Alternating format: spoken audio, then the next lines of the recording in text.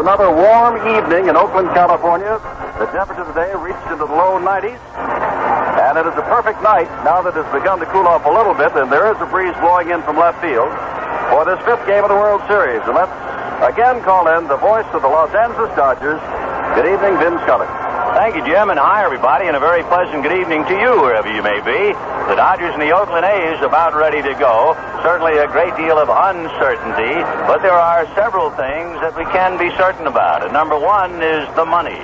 This year's player pool of the 1974 World Series has set a record, $1,258,000. That's quite a pie to be cut up. In fact, to put it in its proper perspective, we did a little research on it. Back in 1905, in the second World Series, the total player pool was $27,000. This year, the winning player will each receive $25,000. But back in 1905, the clubs had to put in extra money so that each winning player could get about $1,100 and each loser $800. That was a 5-game series, and 91,000 spectators saw it, averaging 75 cents an admission. Baseball has come a long way. The players' pool of the first game was 350 in the second game, both of them in Los Angeles, and 275 in each of the two games played here in Oakland. So it's the biggest pie in history, and the boys are ready to cut it up. In fact, the city of Oakland is ready to cut it up. They have prepared a victory celebration. Should it come tonight, they'll have the street parades tomorrow. For the Dodgers, they are certain of one other thing. This is a going-home night, no matter what. They either go home alone, a loser, or they go home with the A's and still alive. And it'll be in capable hands tonight of Vida Blue and Don Sutton. So many times in the clutch, the Dodgers have looked to Don Sutton to get them squared away, and he has bailed them out. He has bailed them out to the tune of 12 straight times. In fact, Sutton is so effective and has been so effective in the last 2 months, it is hard to believe that in the middle of the season, he went 2 months and 14 starts without picking up a victory. Not only that, but in those 14 starts, he came out a loser 6 times. So Sutton has turned himself around, and he comes in having already won a World Series game and getting help from Mike Marshall, and having won 19 games thanks to the spurt of 12 straight.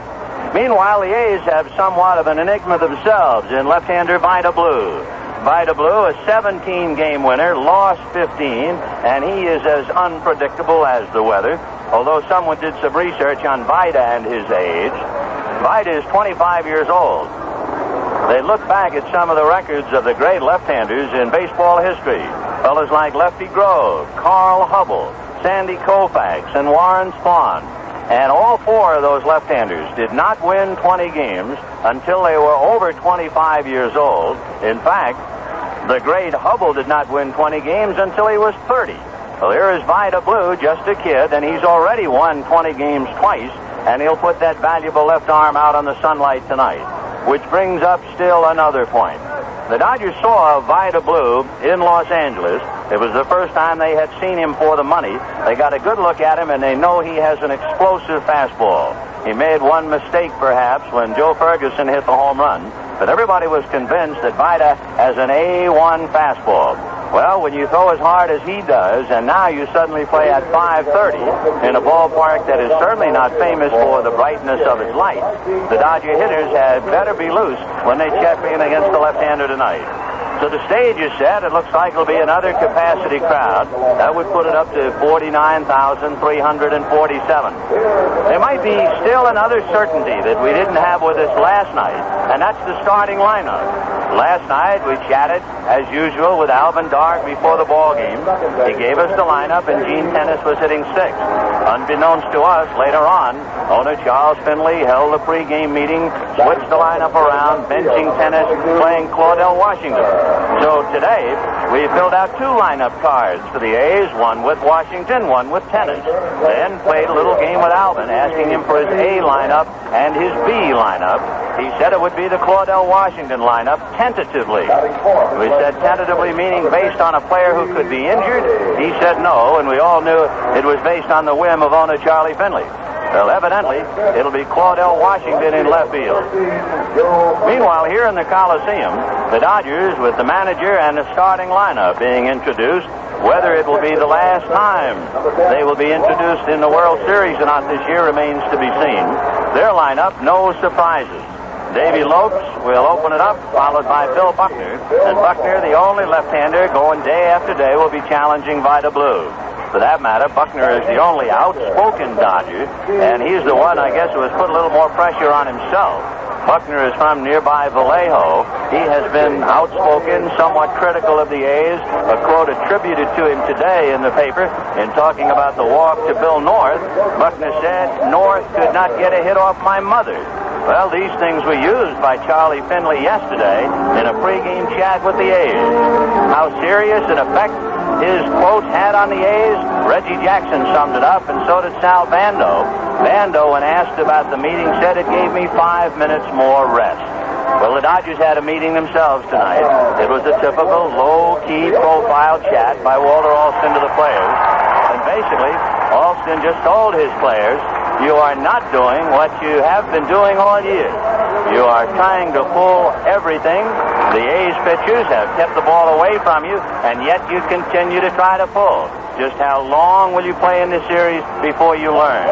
Learning, of course, is that part of maturity that the A's have. It was one of their strong points in coming into this series. The A's do not score a lot, they do not hit a lot, but they win a lot. They have won 2 straight championships. They're coming up to the 3rd one, and they have the deciding edge 3-1.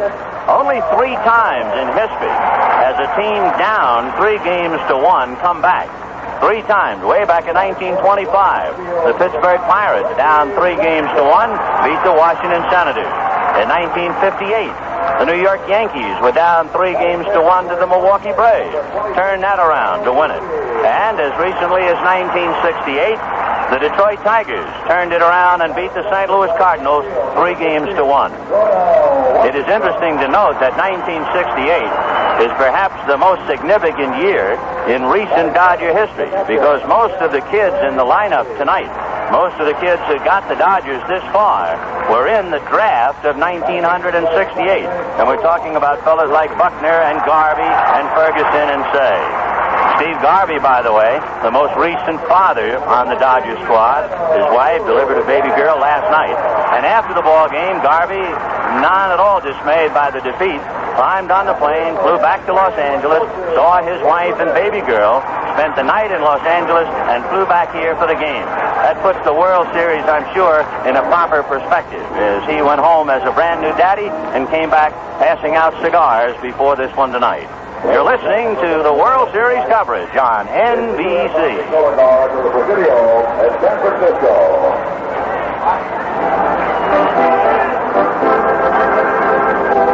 Here at the Coliseum, the crowd standing, the color guard marching in from center field, and in a moment, Gordon McRae will sing our national anthem. The colors tonight, Headquarters Company, United States Army Garrison of the Presidio in San Francisco. And now for the national anthem, Mr. Gordon McRae. Oh, say, can you see by the dawn's early light what so proudly we hailed at the twilight's last gleaming, whose broad stripes and bright stars through the perilous fight for the ramparts we watched were so gallantly streaming, and the rocket's red glare, the bombs bursting in air, gave proof through the night that our flag was still there.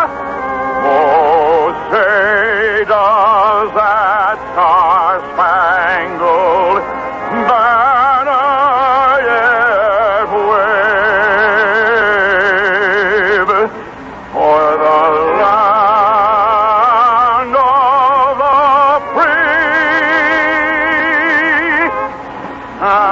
the home of the brave.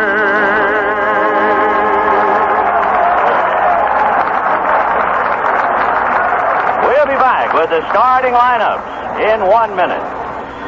11 p.m. A neat little row of houses sleep under the cover of quiet moonlight. A perfect rhythm of picket fences runs down the street. A finger of light traces the window of an unsuspecting bungalow. Up slides the window. Minutes later, two shadows make off with the treasures it took you years to collect. You walk in just after midnight. You call the cavalry. The Kemper Cavalry. Whether you own your own home or rent, the Kemper Insurance Companies and the independent agents who represent us will ride to your rescue. Fire, theft, or property damage, they'll be there. With professional 24-hour claim service, you'll find it's not only fast, it's fair. An independent agent near you is listed in the yellow pages under Kemper Insurance. The Kemper Insurance Companies. We're with you for the long ride. Here at the Oakland Coliseum on another hot night. It was 90 degrees in downtown Oakland, and the weather certainly hasn't cooled off considerably, even though we go into the evening. First ball ceremonies are about ready to get underway. Rock Hudson, who plays the police commissioner of San Francisco in the television series McMillan and Wife, will throw out the first ball. Gordon McRae has sung the national anthem. The umpires, Andy Olson of the National League, will be behind the plate. Ron Luciano at first, Tom Gorman at second, Bill Kunkel of the American League at third. On the foul lines, Don Denkinger will be on the right field foul line. Doug Harvey of the National League will be on the left field foul line. Vida Blue has concluded his warm-up. Don Sutton, however, is still throwing in the Dodger bullpen. Talking about starting pitching, you see that all the time in the World Series, but you don't see finishing pitching. The last time we have had a complete game in the World Series was in 1971, when the Pittsburgh Pirates had right-hander Steve Blass start and finish a World Series game and beat Baltimore 2-1. So we'll see whether that holds up or not. Talking about holding up, it's the same story for relief pitchers. Raleigh Fingers, he made his third relief appearance of the series. That extends his own World Series record, 15. And, of course, Mike Marshall continues to show up in every Dodger ball game, and that's certainly not news. But news is this is game number 5 of the World Series between the Dodgers and the A's. If the Dodgers lose, it's over. If the Dodgers win, we'll go back to Dodger Stadium in Los Angeles. We'll pause 10 seconds for station identification. You're listening to WTHI, Terre Haute, currently 64 degrees at 7:30.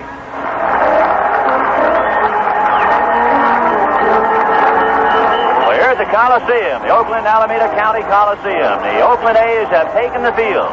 And now for the starting lineups and the play-by-play, here's Jim Simpson. All right, Vince Scully. Vida Blue now on the mound, about to take his warm-ups along with Ray Fosse. At first base tonight, the same lineup as last night. Joe Rudy is over there. Gene Tennis is in the dugout, and Tennis, after being benched last night and last minute of the season, said that he raged and was enraged throughout the entire ball game. He saw some action defensively in the 9th inning last night, but Tennis again tonight, home run hitter, hero 2 World Series ago, is on the bench. So the left fielder, Joe Rudy, an excellent left fielder, is again called on to play at first base. Nick Greeny, 3 double plays 2 nights ago, and last night, of course, a game-ending double play that was a super dive to his right to shut down the rally of the Dodgers in the 9th inning, as Oakland won that ball game 5-2. Campaneris at shortstop. Sal Bando got his first base hit. A line drive single to right when jammed last night, drove in his first run of the ball game as a third. Cornell Washington again out in left field. Billy North, credited with not much hitting, but some super catches thus far, is in center field. Reggie Jackson, apparently nearly completely back from a hamstring pull, is in right field. And Blue, Fosse, and Bando now talking before throwing the first pitch to Davy Lopes, to be followed by Bill Buckner and Jimmy Wynn. Game number 5. Lopes has had 2 hits and 16 trips. A .266 hitter during the regular season, a speedster who bats from the right side. Lopes, on the first pitch of the game, looks down to Tom Lasorda, the coach at third base. and now steps in. Blue, of course, has the fastball. Several different kinds of fastballs. Ferguson hit him with a high inside fastball. He likes to keep it away and low if he can. Low swinging on a fastball, fouls it off to the right. Blue is much more effective, as you would think, when his fastball is down low. If the Dodgers didn't believe that, they began to believe it when Ferguson got one inside and high and belted it at least 420 feet for a home run in the second game. Another fastball, misses inside. Blue also has fastballs that run into a right-hander or away from a right-hander. He's got a different variety of fastballs. Another one, and he's missed with 2, and it's 2-1. 2 balls, 1 strike to Davy Lopes. Back with yet another fastball, and misses down low, and this one Blue doesn't like. 3-1.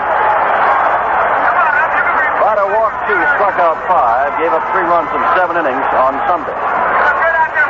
Don Sutton just now begins to take a seat in the Dodger bullpen as Vita comes back on the 3-1 pitch and catches the inside corner. That's the fastball that rides in for the right-hander, Davy Lopes. Some of his fastballs move so well, they actually look like breaking pitches. Working quickly, back, ground ball. Bando will take it on the second hop at third base, throws on and gets the speedy Lopes with 1 out.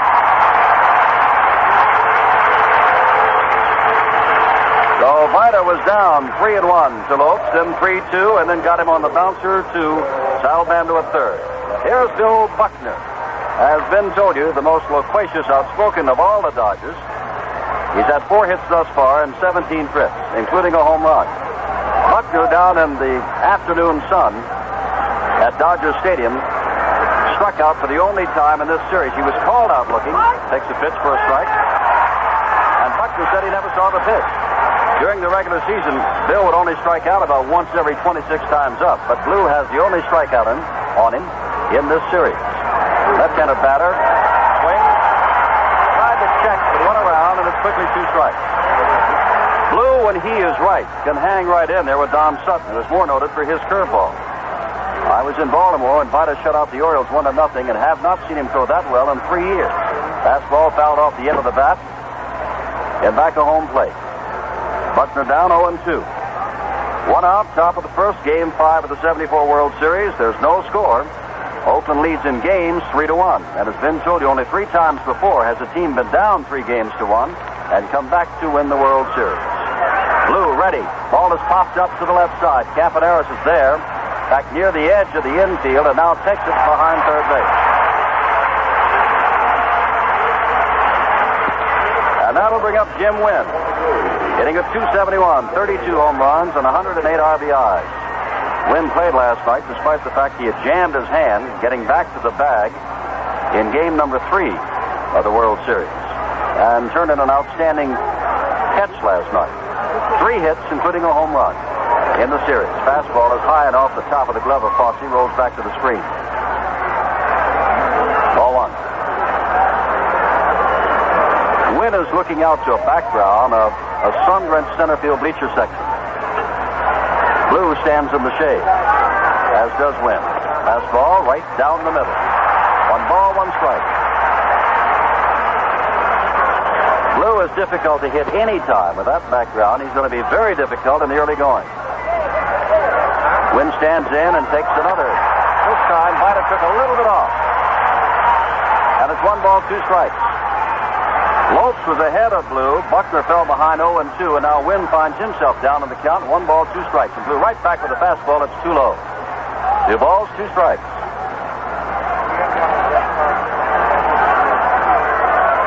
The A's have never out-hit the Dodgers in this series, but they lead 3 games to 1. They have had as many hits, but not more than the Dodgers. And that has the Dodgers talking among themselves. They get the base hits. The A's get more runs. 2-2 with 2 out, and that ball just misses the outside corner. It is a National League umpire who is behind the plate tonight.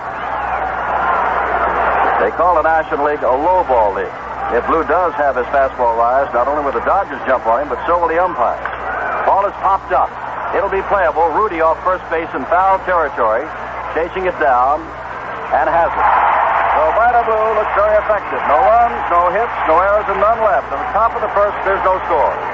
It's World Series time, and take it from me, Joe Garagiola, these teams have come a long way. And I'd like to talk to you about a car that's come a long way, too. The 1975 Charger Special Edition. There's been a change in Charger. It's a whole new car, dedicated to handsome styling and individual comfort.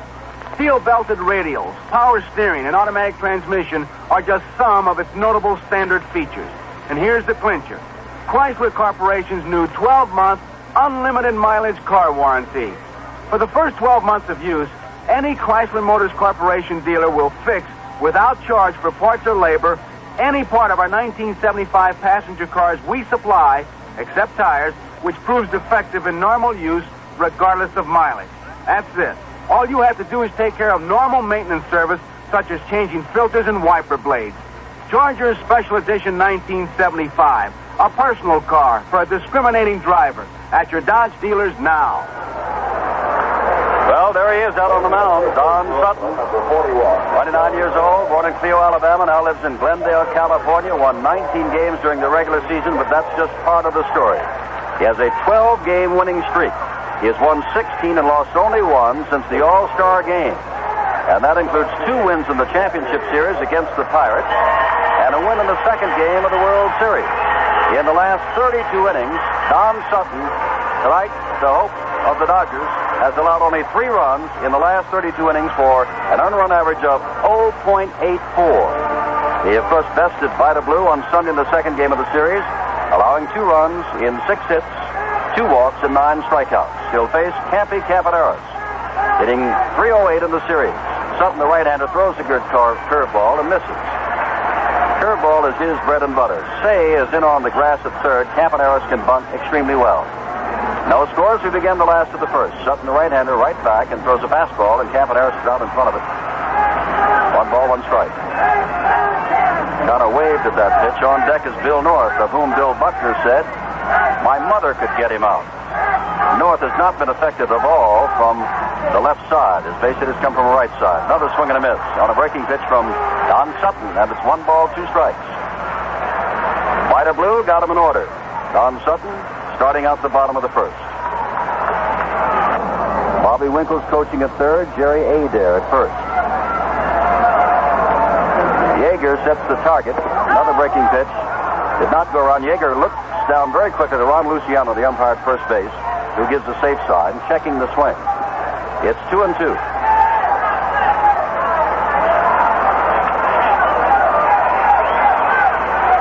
Sutton says he feels no pressure. Outside and low with the breaking ball. It's 3-2. Garvey at first, Lopes at second, Russell at shortstop, save the third baseman. From left to right in the outfield, Buckner, Wynn, and Ferguson. Yeager behind the plate.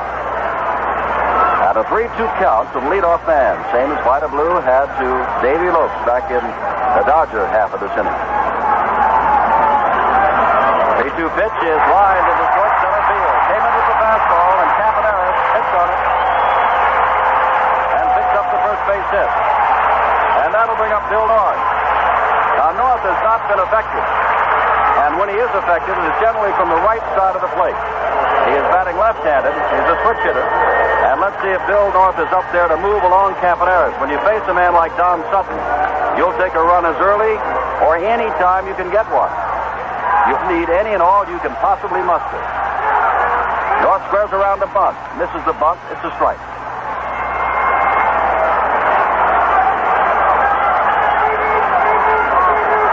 North looking down to Winkles. The coach at third is standing on deck is Sal Bando. Andy Olson calls time for a moment, and now they're going to take a look at the baseball of Don Sutton.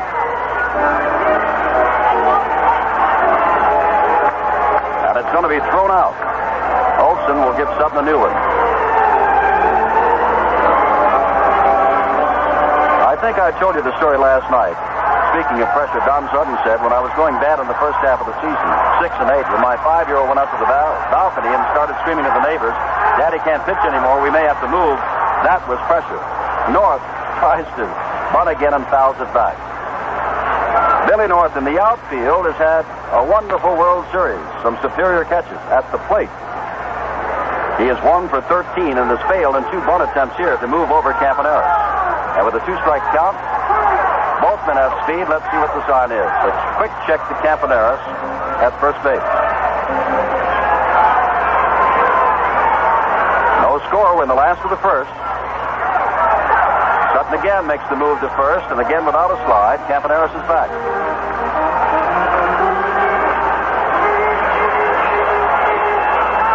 North down 0-2, and Billy talking to umpire Andy Olson about something. Campaneris not going. The ball is swung on and fouled out of play off to the left. Last night we broke our scheme. The first 3 games, for only the second time in World Series history, went to a count of 3-2. Oakland won the first and third, the Dodgers the second. Last night, in the 6th inning, Oakland got 4 runs and broke the routine and won 5-2.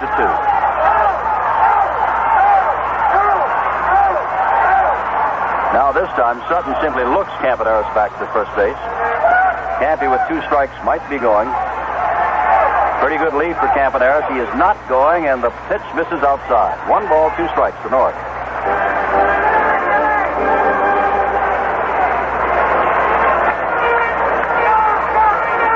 Sutton, after winning against the Pirates in the first game of the championship series, said it was a textbook performance. He'd like to put it on the textbook and pitch like that for the next 8 to 10 years. Campaneris may have pulled a muscle slightly in trying to get back to first base. Ron Luciano has stopped play for the moment. Jerry Adair has walked over to Campaneris to say, "Are you all right?"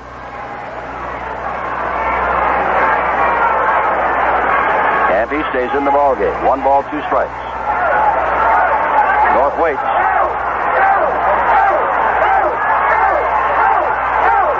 Campy again with a good lead. Again, a throw over to first base, and he's back. 4 times now, Sutton has checked Campaneris at first, and once he has stepped off. The count of 1-2. He is not going. The ball is hit up the middle. Russell at short. Over to Lopes at second. Back to first. They've got him. North with his speed from the left side makes it. Slow roller, and Lopes couldn't turn over the double play.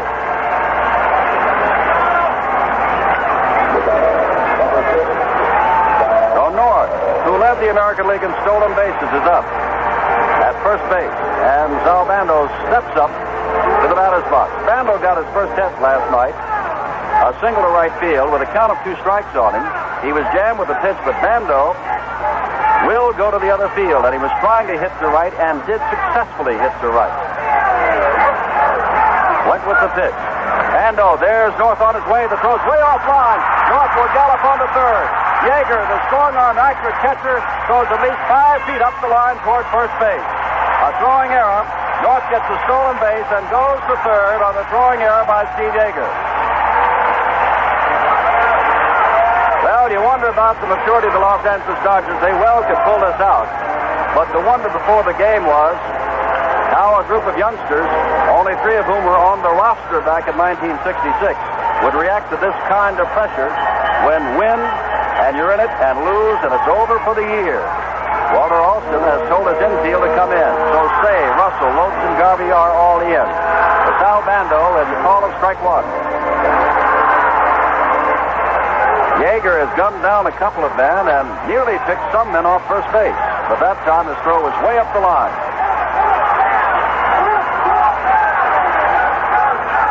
Sutton now ready. Goes to Bando, and the fastball back to Bando out of there. 1-1.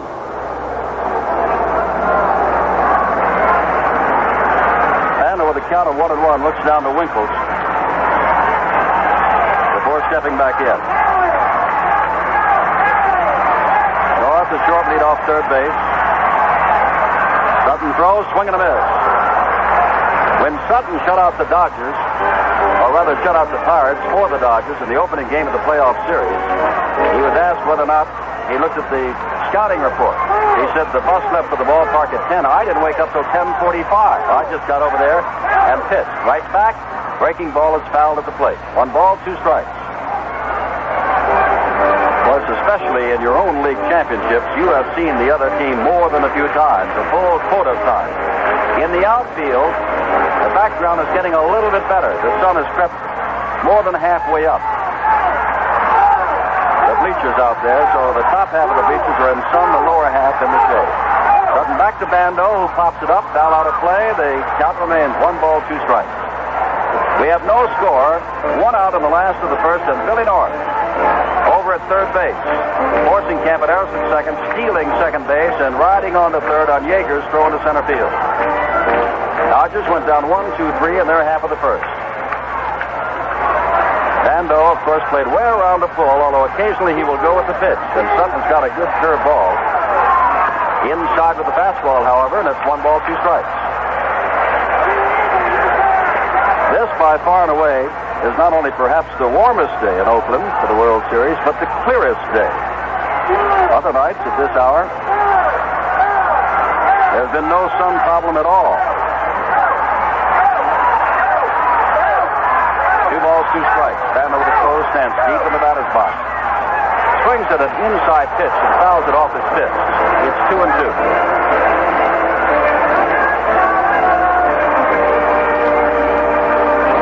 If the Dodgers win, everybody goes back to Los Angeles to resume the series for the 6th game of the World Series Saturday afternoon. The Dodgers lose. Well, we go back to the Hot Stove League looking ahead to next year. 2-2, the curveball has popped up, twisting foul and back out of play. Ron Say had come over from third base all the way to the stack of photographers down behind home plate, just in case. Yeager didn't break back. Say had it in sight and gave it the run just in case. 2-2 with the infield drawn in, and North at third base.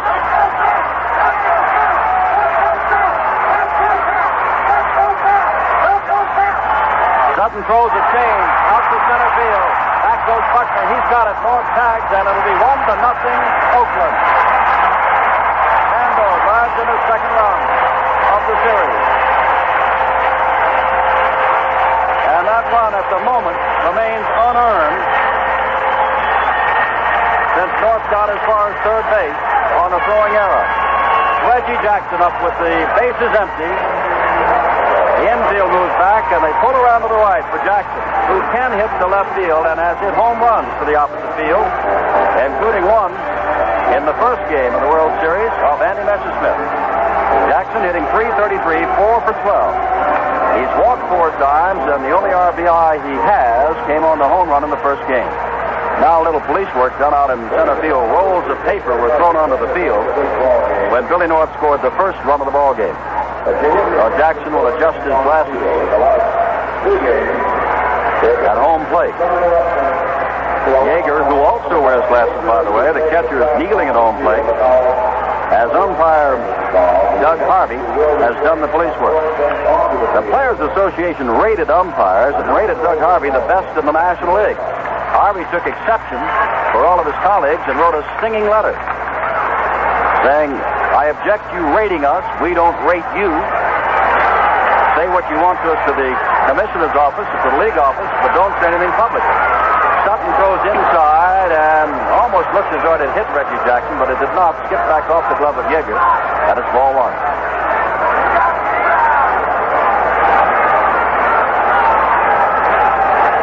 Jackson, the center of controversy. 29 home runs during the regular season, 93 RBIs. Fastball is up high, and Sutton falls behind Reggie Jackson 2-0. 1-0 here in the last of the first. Oakland leads it. White and Blue has been given a slim 1-run lead. Fastball misses outside, and Sutton, pretty good control pitcher, got in trouble going to 3-2 on Campaneris.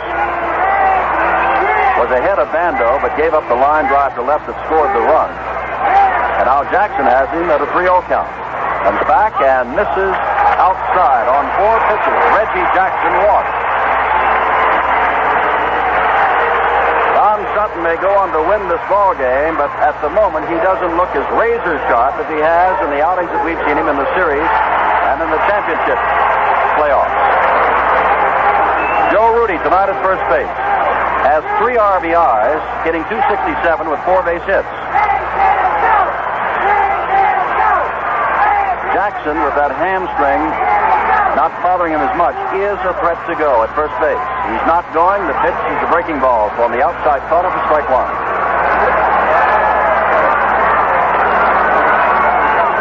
They play Rudy almost straight away. Wins slightly to right center field. Ever so slightly. Garvey holding Jackson on at first base. Sutton throws, and Yeager bluffs Jackson back to first. Yeager's got the great move. On Sunday and Saturday, he was throwing to first base, but he has a wild throw here thus far tonight that directly led to a run. That time, he just cocked his arm, and Jackson scampered back. 1-1 the count. Sutton throws fastball, foul back. Good pitch, and Rudy had a good rip. 1-2.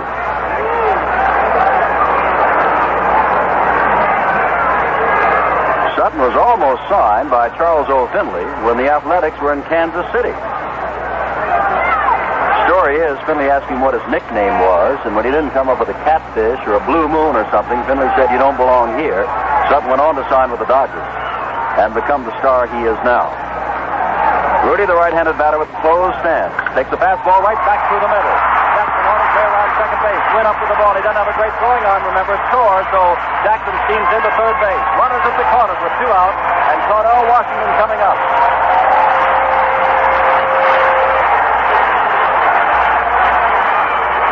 That makes that run earned now. Rudy on at first, Jackson down at second, and Cordell Washington, the surprise starter last night, came up with 2 base hits in his first 2 trips to the plate, and then was walked intensely and scored. Washington, the youngster, is 3 for 4 for the series. He's a left-handed hitter. Stay in on the grass at third base. Washington takes the pitch outside. Ball 1.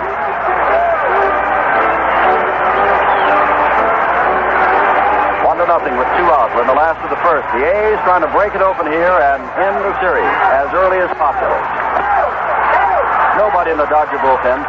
Drive, broken bat, right field. Ferguson there and one-handed.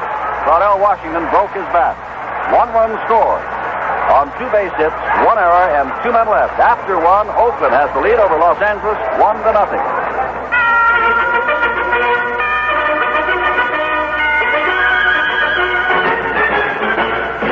Championship shaving is on the air. The first blade is cutting the whisker. That's 1 shave, and the second blade is coming over to try for 2. It's got it! A beautiful double play on that whisker by the 2-bladed Gillette Track 2 razor. Let's get an instant replay of those 2 blades teaming up for that incredible shave. There, the Track 2 is beginning to shave the whisker. The first blade lifting it out away from the face, actually exposing extra whisker. The first blade is through, and the whisker is starting to snap back in. But here comes the second blade. It's going to nail that whisker again before it can all get back. Yes, the Gillette Track 2 has shaved the same whisker twice for a closer shave. And both those blades are recessed for extra safety. The final score, a Track 2 razor effect, 2 whiskers, nothing. Folks, that's Championship Shaving, brought to you by the Gillette Track 2 shaving system. The closest thing to a perfect shave.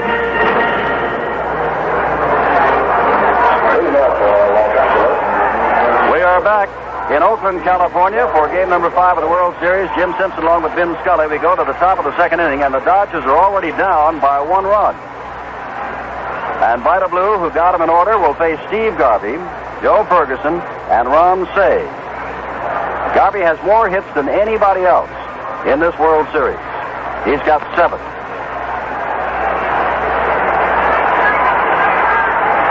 Hitting at .412. Garvey, as Vin Scully told you, the new daddy who went down to see Mama and his new little girl last night. And I forgot to say happy birthday to Jim Gilliam, standing in the coaching box over at first base. He's 46 today. Tom Lasorda coaching at third. Bouncing ball on 1 hop to Campanera, who races in and throws on to Rudy. And Blue has gotten the first 4 men to face him. That'll bring up Joe Ferguson. Ferguson has 1 base hit in 12 attempts in the World Series, and that 1 base hit came on Sunday afternoon.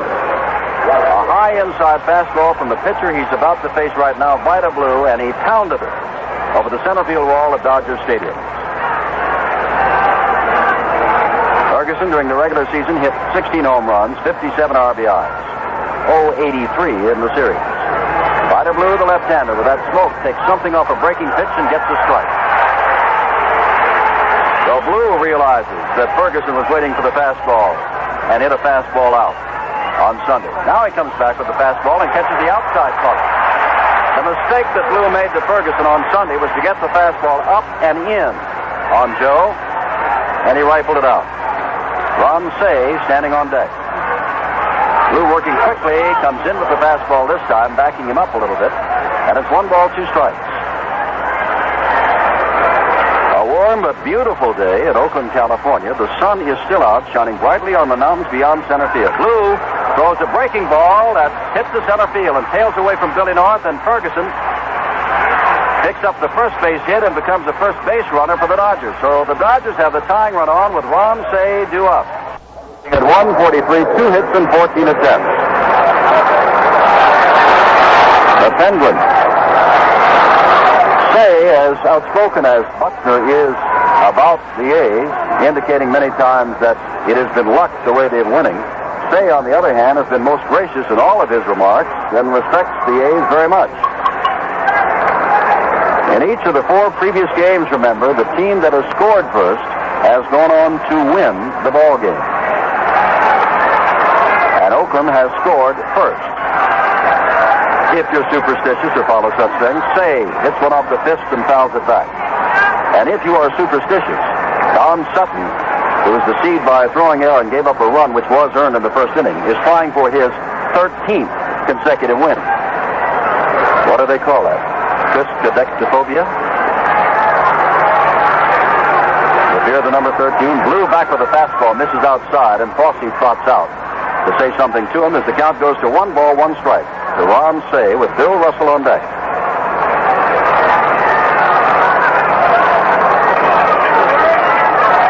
Fossey back now. And now the background for the hitters is pretty good. This ball game about a half an hour old, and at last the center field bleachers are entirely in the shade.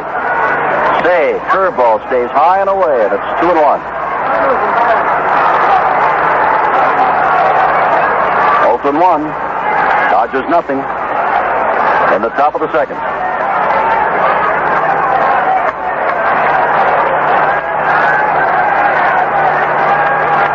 Vida Blue throws fastball, line to left field, base hit. 1 hop to Cornell Washington. Stopping at second is Joe Ferguson.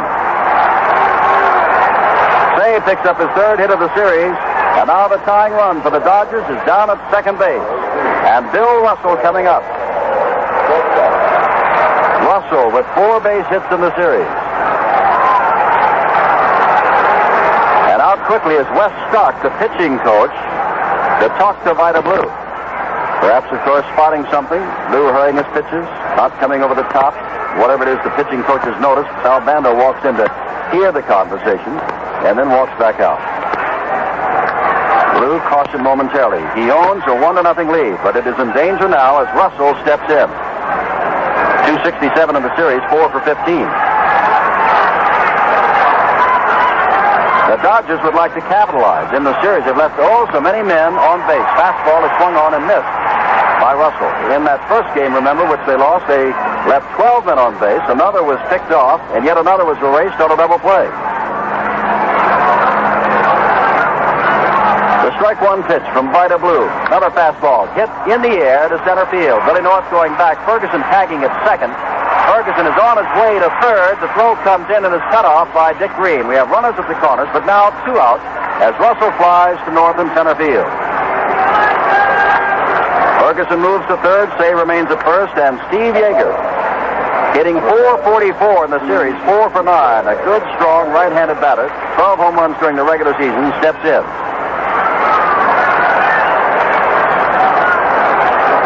Run Joe Ferguson just 90 feet away. The Dodgers have not had more than 2 hits in any single inning in this series. So barring an error or a wild pitch or a pass ball, they'd have to break that record to tie this game up. Yeager will try. Foul tips the first pitch at the plate, and it's strike 1. Blue did not give him the good fastball that time, took something off of it. That's the way he started out Ferguson, and then Ferguson jumped all over a fastball. They hit a hooking single to right field. right center field. Breaking pitch, and has him out in front. That's 2 breaking pitches he's given him. 0-2. Now the guessing game begins with Yeager in the hole. Dick Green comes in to remind Blue of something or to find out what kind of pitch it is that he intends to throw him. Green, of course, without great range, has a remarkable knack throughout the year, any year, and especially in this series, of being in the right spot at the right time. 0-2 with Don Sutton on deck.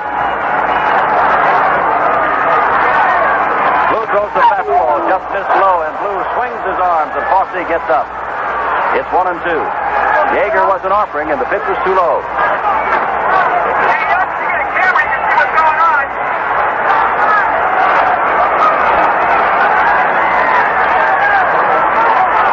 Blue with the sign from Fosse, who gives an inside and low target. Throws, and it's jammed. Foul off to the right, and I believe that Yeager, as Claudell Washington did back in the Oakland first inning, has broken a bat. He was jammed on the pitch, and the ball was fouled off to the right. Still 1 ball, 2 strikes.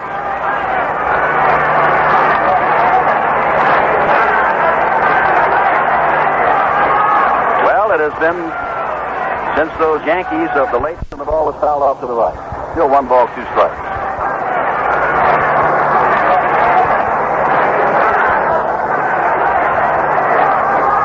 Well, it has been since those Yankees of the late 40s and early 50s, when they won 5 World Championships in a row, that anyone has won as many as 3, and the A's are trying to do that tonight. They win tonight, they will have won their 3rd in a row. Blue back, swing and a miss on a breaking ball. He strikes it out, and the Dodgers lead 2 on. No runs, 2 hits, no errors, and 2 left. We go to the last of the second, and it's 1-0 Oakland. One of our 5 different savings plans. Our 7.5% insured savings certificate. Your investment will grow fast at the 7.5% annual rate over a 4-year period with a minimum balance of $5,000.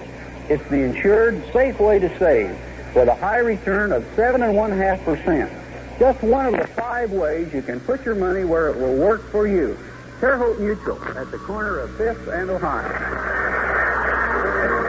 Jim Sutton with Vince Scully, and hello again from Oakland, California, where we began the second inning for the Oakland A's of this 5th game of the World Series. Fosse, Green, and Blue, the listed pitchers, to face Don Sutton. He gave up a couple of base hits, a walk, victim of a stolen base and an error back in the first inning, and a total of 1 run. And the first pitch to strike to Fosse.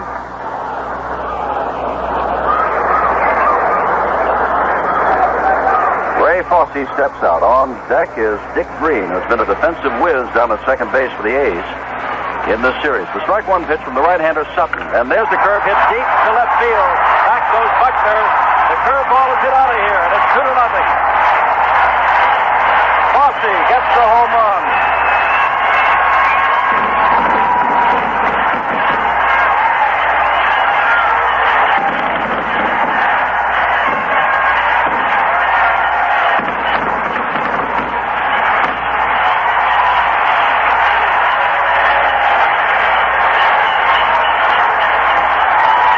Here comes Dick Green.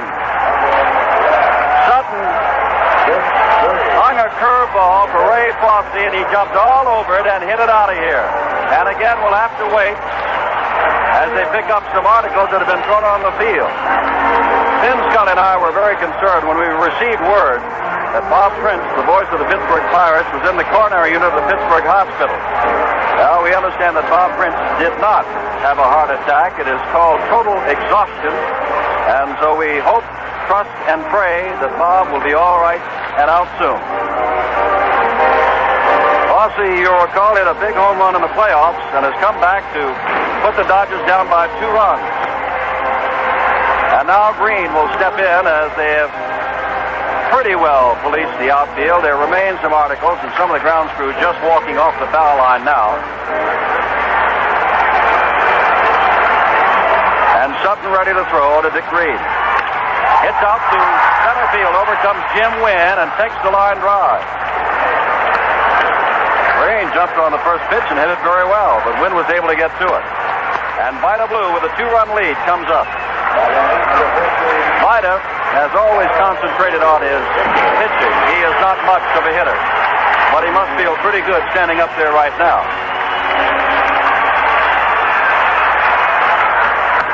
Swings at a Sutton fastball, and it's strike one. One out. Well, the Dodgers really have their work cut out for them now. They're down by 2 runs. They're a good hitting ball club, but they're facing an excellent left-handed pitcher in Vida Blue. Another swing. Foul tipped at plate. 2 strikes to Blue. And, of course, they managed to get 3 runs in the Sunday game against Blue. So all is not over by a long shot. The A's and their fans at this moment feel pretty good. Breaking pitch gets him looking. The curveball strikes out by the Blue. That is strikeout number 1 for Sutton, who struck out 9 in Game 2 of the World Series. And up comes Capaneris, who singled on a 3-2 count back in the first inning that started that mild but effective 1-run rally of the A's.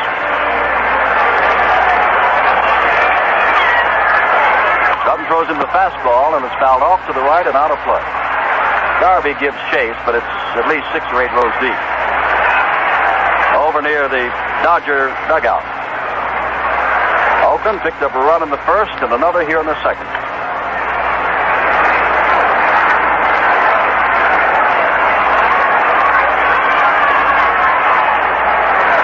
Capaneris waits.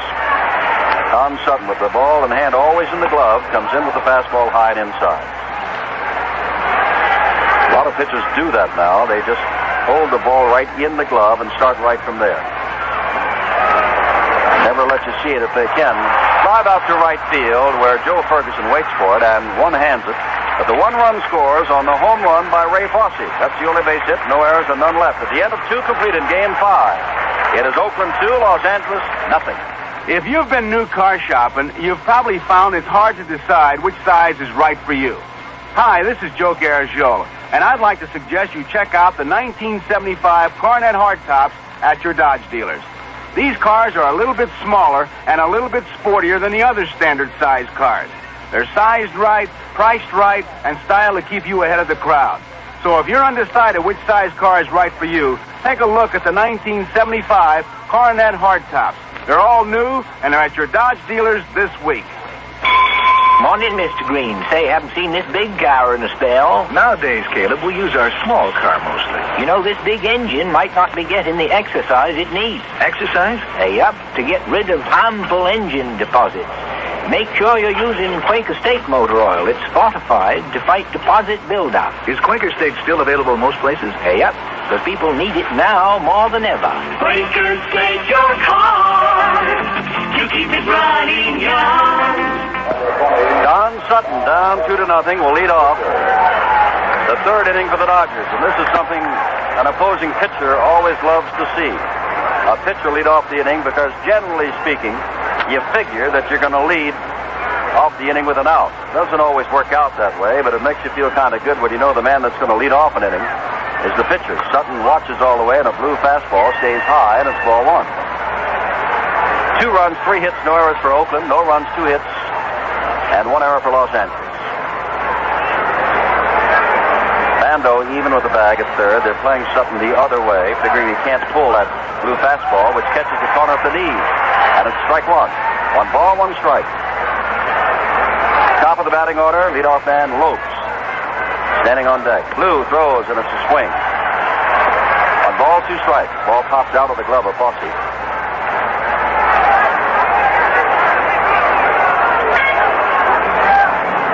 Was not effective Sunday against the Dodgers as effective. Naturally, he was beaten down there, but his fastball was staying high, and he didn't have the control that he had in the game against Baltimore.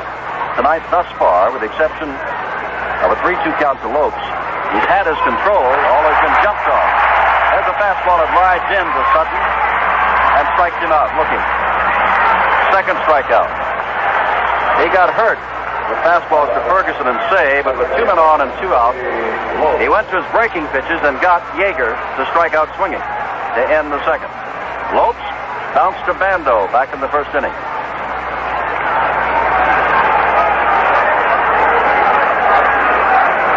Vida Blue throws him the fastball, stays inside.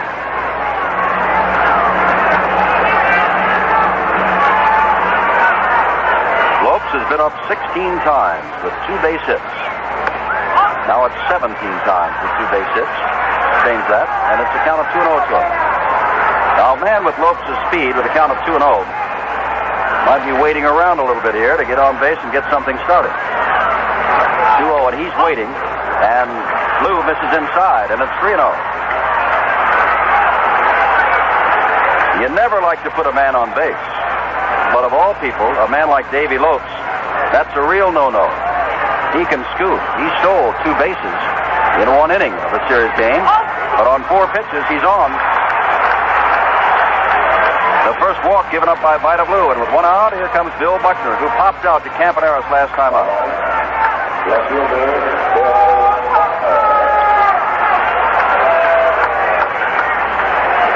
Oakland A's leading 2-0, and they've won their last 4 World Series games played at Oakland. The last 2 of 1972, and on Tuesday and Wednesday night of this series. The Dodgers come back. With 1 out, they have Lopes at first, and the number 2 batter in the order, Buckner, due up. A .314 hitter during the regular season. Fossey gives him an outside target, but Blue, who does not have a good move at all, checks Lopes back to first base.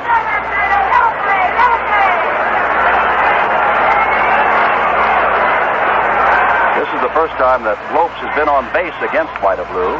That's the first time he's been able to study him from that angle. Another check there, and Lopes is back. Jimmy Wynn is on deck. Vida this time goes, and there goes Lopes. Fossey's throw is there, and he's got him. Close play, but Lopes is gunned down by Fossey. Well, you can talk about Ray Fossey. Had a great year with Cleveland, and then lapsed into what a lot of people called a journeyman catcher. But against Baltimore, he gunned down Don Baylor and Paul Blair, 2 pretty good base stealers, over in the American League. Caught them by shock as the ball was waiting for them at second base, and now Lopes is out, and they're 2 out in the Dodger third. Buckner with a count of 1 strike. Campaneris came over, put it right to him, ground ball right back, comebacker to Blue, who throws on to Fossey. And that's 3. No runs, no hits, no errors, none left. We go to the last of the third, and Oakland still has a 2-0 lead over Los Angeles. Winter, rain, and sleet. Ice-coated highways fading into the night. Suddenly, your flicking windshield wipers reveal a shape. A man. You brake, but you don't stop. You're sliding on a polished table. The world begins to spin in slow motion. Could it happen? Accidents happen thousands of times a week. This is why you should ride with the cavalry. The Kemper Cavalry. The men and women of Kemper and the independent agents who represent us. When we decide to insure you, it's because we believe you're a good risk. So we're not about to cancel you or not renew you just because you have an accident. And if the accident wasn't your fault, your rates won't go up either. An independent agent near you is listed in the yellow pages under Kemper Insurance. The Kemper Insurance Companies. We're with you for the long ride. Back in Oakland, California for the A's third inning, and it'll be North, Bando, and Jackson to face Don Sutton. North forced Campaneris back in the first inning. When he stole second base, he drew a wild throw from catcher Steve Yeager, went on to third, and Bando sacrificed line drive to left, scored him with the first of the 2 Oakland runs. The second run came on Fossey's home run off a hanging Don Sutton curveball in the second inning. So it's 2-0. The Dodgers have had 3 base runners, have left 2, and 1 has been thrown out. Our national anthem, as you've heard, was sung tonight by Gordon McRae. Rock Hudson from the first base ball. Dan Musial, Ernie Banks in attendance in the commissioner's box tonight. 2 great players. Banks a sure shot for the Hall of Fame. First pitch North, he jams him, pops him up. Say at third base says, "I've got this one." And halfway to home, takes it. North hits the first pitch and pops out, and that'll bring up Bando. Third baseman, Sal Bando. Bando, in Game 3 of the American League Championships, his home run gave Vida Blue the only run he needed to win 1-0. In the next game, in which the A's clinched the championship, Bando never got a hit but walked twice and scored 2 times. Sutton's throw, the breaking ball, swing and a miss. Strike 1. In this series, he is now 1 for 13 officially, but drove in a run last night and again this afternoon. Ball hops away from Yeager. It was in the dirt, and it's 1 ball, 1 strike. So when you ask Sal Bando, what have you done for me lately, he's got an answer. Pulled way around to the left for the pull hitter Bando as right-hander Sutton comes in and misses inside, and it's 2 balls, 1 strike.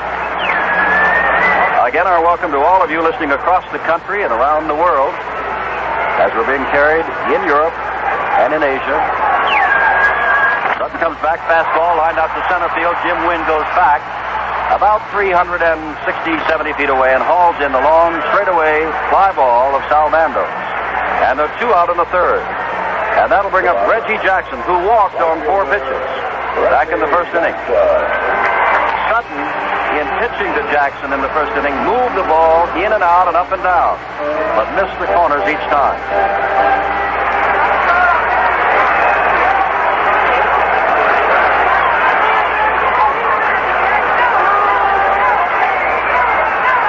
Jackson against Sutton back in game number 2 got 2 base hits. As a matter of fact, his 2nd base hit in the 9th inning drove Sutton out of there and brought on Mike Marshall to finish up that game, the only game the Dodgers have won. Slow curveball, and it misses. Ball 1. Oakland 2, Dodgers nothing. 3rd inning. Sutton comes back with the fastball and gets the outside corner. 1 ball, 1 strike. Jimmy Wynn exceptionally deep in center field. Ferguson way back and right.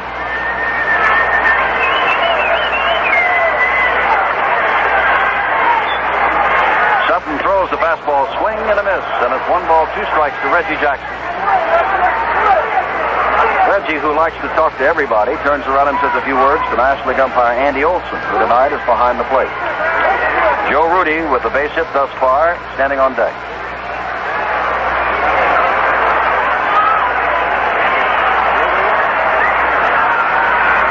Sutton ready to throw and throws the fastball. It's fouled back. Count remains at 1 ball, 2 strikes. 49,347 were here last night, and on Tuesday night, and I would imagine that's the figure they will announce tonight. I don't see any empty seats anywhere. For Game 5 of the World Series.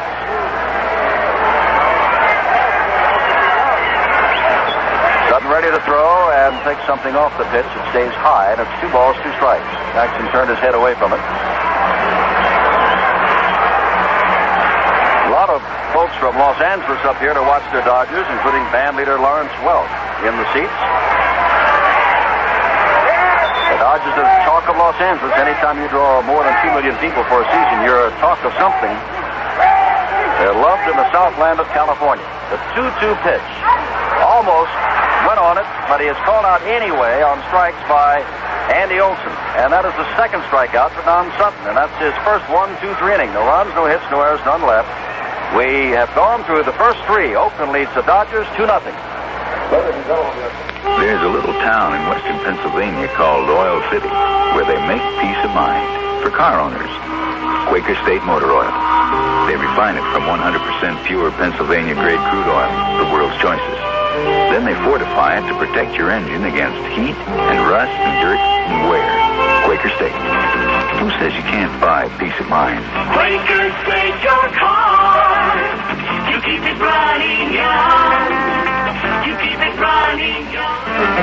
While we're pulling hard for our team to win the series, there's another team pulling hard for all of us. The fleets of trucks that get us what we need when we need it. Within 20 years, the country's transportation needs will double. And we're going to need the best and safest roads we can build. The American trucking industry knows that. The B.F. Goodrich Tire Company knows that. And we hope that you know that. It's going to take trucks. And it's going to take roads. Along with Ben Scully, this is Jim Simpson. We're in Oakland Coliseum. Beautiful weather. Balmy, shirt sleeve weather. And here it is, late October. We're in the 5th game of the World Series in the 4th inning, and Jim wins. Steve Garvey and Joe Ferguson due up to face Vida Blue, who thus far has given up 2 base hits, struck out 2, and walked 1. Had his most precarious moments in the 2nd with 1 out. And the Dodgers had runners at 1st and 3rd. Wynn bounces one up the middle off the glove of Blue. Over quickly as Campaneris, and has Jimmy Wynn in plenty of time.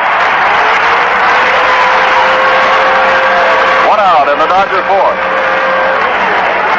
There are many innings yet to go, and yet with each out, you wonder when the Dodgers are going to come to life, and when time will perhaps run out on them. The A's with that 2-0 lead, and Vida Blue said on Monday afternoon, when the teams were tied at a game apiece, he said, it will end here Thursday night, and I will do the shutting out. I will slam the door. Garvey up, he has bounced out, takes ball 1 outside. Well, Vida Blue, the A's are a talking ball club. He has made a prediction, most of which has come true. Now it's up to him to fulfill that prediction. Now out of play by Garvey, and it's 1 ball, 1 strike. Dodgers trailing by 2 in the 4th. The man that has caused Blue the most trouble in this World Series stands on deck, Joe Ferguson. Blue working to Garvey. Fastball is up high, 2-1. Garvey has been, as told you, and I've told you, is one of the few Dodgers that will go the other way. He's not up there with one thing in mind, that's to pull the ball. He will go the other way. Fastball, and he fouls it out of play. It's 2-2. Gene Tennis, not in tonight's game, said this morning, or at least after last night's ball game, it was printed this morning, that Charles O. Finley is trying to bury me, lose me as a player. Out in left field is a huge sign on a yellow background, written in the green of the Oakland A's, "We love Gino." Speaking of Gene Tennis, of course, who's not in the lineup tonight. 2 balls, 2 strikes. There's another sign here that says, "Trade Finley." Ball hit to left field. But Washington only has to move a few steps for the line drive, and Garvey is out. And that'll bring up Joe Ferguson. Last time up, Joe saw a breaking pitch for a called strike. And then Blue went for his fastball, and Ferguson hit the hooking single to center field.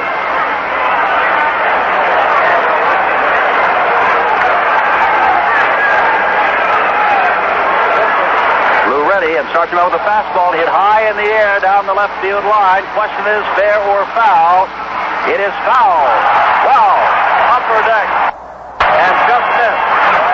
Doug Harvey of the National League turned from his spot on the left field foul line and ran down past the bullpen of the A's and looked up, and at the last moment, waved it foul. Ferguson really jumps all over the pitches of Vida Blue. He did on Sunday and is again here tonight.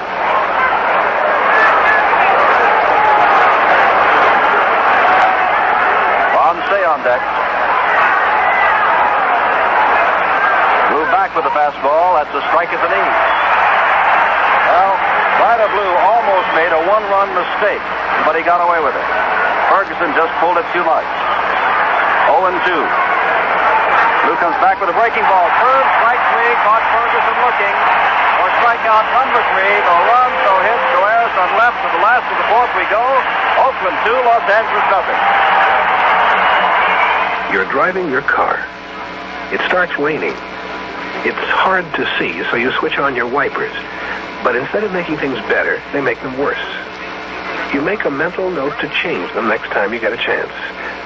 Then you remember you made the same note last time it rained. You turn off the highway onto a street you know. At the same time, something you don't know. A small boy is getting on his bicycle. He doesn't care if it's raining. He's wearing his new yellow slicker. He wobbles out 50 feet in front of you. You see something yellow. You turn the wheel and jam on your brakes. The car skids. You hit a rose bush on somebody's front lawn. You were lucky. The kid was even luckier this time. But you may not be next time. Remember, if you can't see, you can't stop. A message delivered in the interest of your kids and everybody else's kids by the makers of Fram windshield wipers. Let's pause 35 seconds for station identification. If you're shaping up your lawn this fall, take a look at the sleek lawn groomers at Decker's Small Engines. Decker's manicure tools include the Parker Lawn Sweeper, Roof Groundskeeper, and your choice of the latest in lawn vacuums and shredder mulchers. Trim your trees with the steel chainsaw. And if yours is the total polished look, check out the 19-inch solid-state Lawn Boy mower. The autumn bonus at Decker's, with every Lawn Boy purchase, you receive a free leaf bag, gas can, and 4-pack of engine oil at Decker's Small Engines, 10 North 11th. Currently 61 degrees at 829 WTHI, Terre Haute. Joe Rudy leads off the A's fourth. Sutton throws him a fastball, high, deep, left field. Buckner goes back to the warning track. Now facing it down, and at the edge of the warning track has it. Rudy got it too high. Sutton has already given up one home run. That's to Ray Fosse.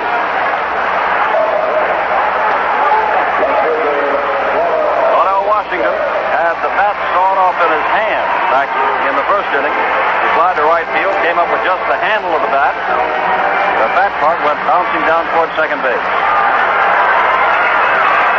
Sutton gave up 23 home runs during the regular season. A drive by Washington that's going to drop in there. Otto Washington has his fourth base hit in 6 attempts. Now Rudy caught one and hit it deep. Washington comes back with a single, and up comes Fosse. They got a hanging curveball from Sutton and drilled it for a home run. Back in the second. Walter Alston is going with his best. 12 consecutive wins. Don Sutton. 16 of his last 17. At the moment, he's down 2-0 in the last of the fourth. Outside block, Yeager has the throw. Nobody there to cover. Now Lopes is down, got him. The ball got away, and Washington almost looked like a delayed steal. Could be a late jump. Yeager had the ball get away from him to his right, and neither Lopes nor Russell were getting there. Lopes got there and may have spiked his hand, but Washington slid in. Walter Alston has gone out. The trainer has come out. Lopes walks away from him.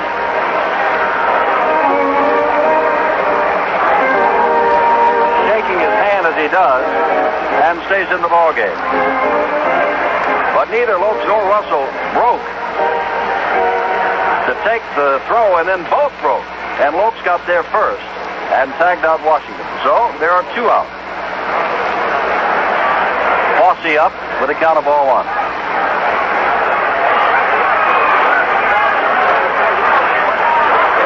Don Sutton ready, pitching now with the bases empty, and throws a curveball that catches the outside corner for a strike. 1-1.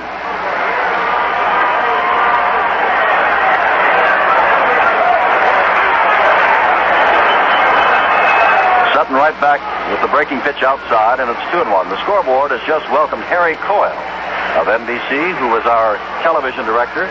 This is his 28th consecutive World Series as the director. Sutton comes back, changed up, gets to Sutton by Fosse, and he is quickly thrown out.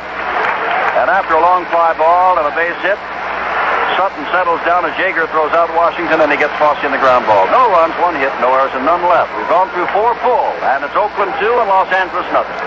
Hi, this is Joe Garagiola. Everyone knows the World Series means the end of another baseball season. But to me, it means I can start talking about the great new Dodge cars, like the 1975 Dart Special Edition.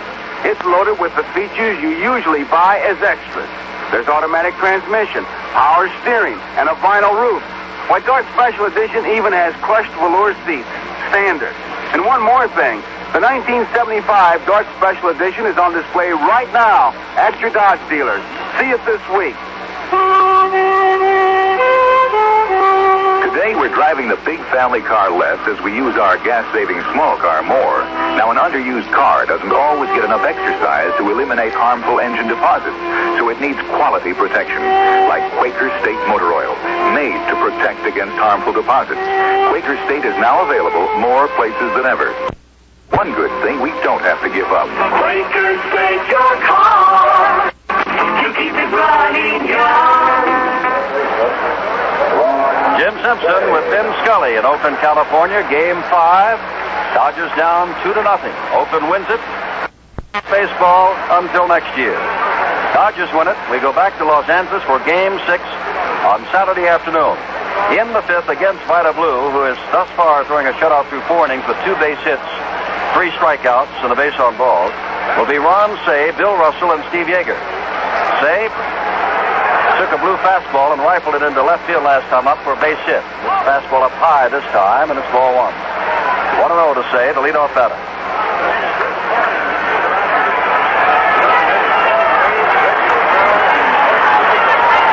Blue ready. Back with another fastball. It misses outside. It's 2-0, and Fossey trots out. As last night, perhaps not so much as last night, but still the remarkable sight of pink clouds overhead as the sun begins to set over the Pacific Ocean. 2-0. Fastball that misses inside. That's the fastball he throws it right into a right-handed batter, but he missed with it. And it's 3-0. Dodgers need base runners, and you would imagine that Say just might be taking here. He looked down at Tom Lasorda to make sure, and he is taking all the way, and it is ball 4. Blue puts him on 4 pitches. That'll bring up Bill Russell, who flied to center field back in the second.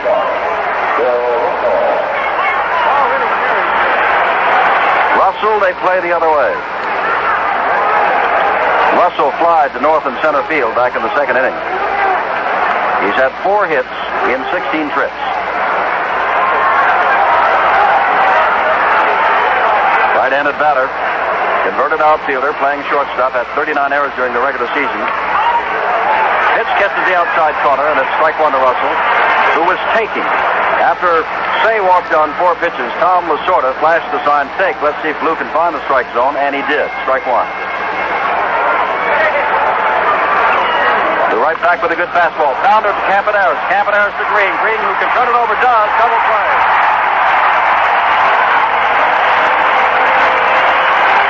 And yet another Dodger base runner heads for the dugout.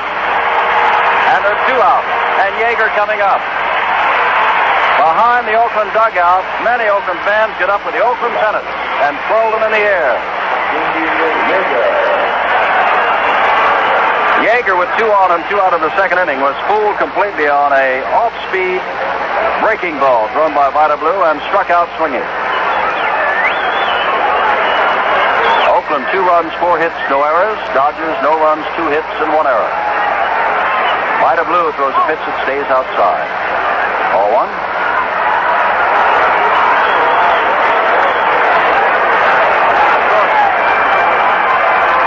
Back with the fastball, swing and a miss by Yeager. 1 ball, 1 strike. In the first inning, Campaneris singled was forced. Billy North stole second. Yeager threw wildly into center field. North went on to third. Bambo's sacrifice fly scored him. In the second inning, pitch inside to Yeager. Fossey led off with a home run. And that's just where we are. 2-0, Oakland. Dodgers have had 1 real chance. That was in the second with 2 on and 1 out. The 2-1 pitch to Yeager, swing and a miss with a high fastball, and it's 2-2. Remember last time, Blue got him with a slow breaking pitch, and now it's a count of 2-2. Throws it in under the hands, and he is struck out for the second time. The 4th strikeout for Vida Blue. No runs, no hits, no errors, and none left. To the last of the 5th we go. It's 2-0 Oakland.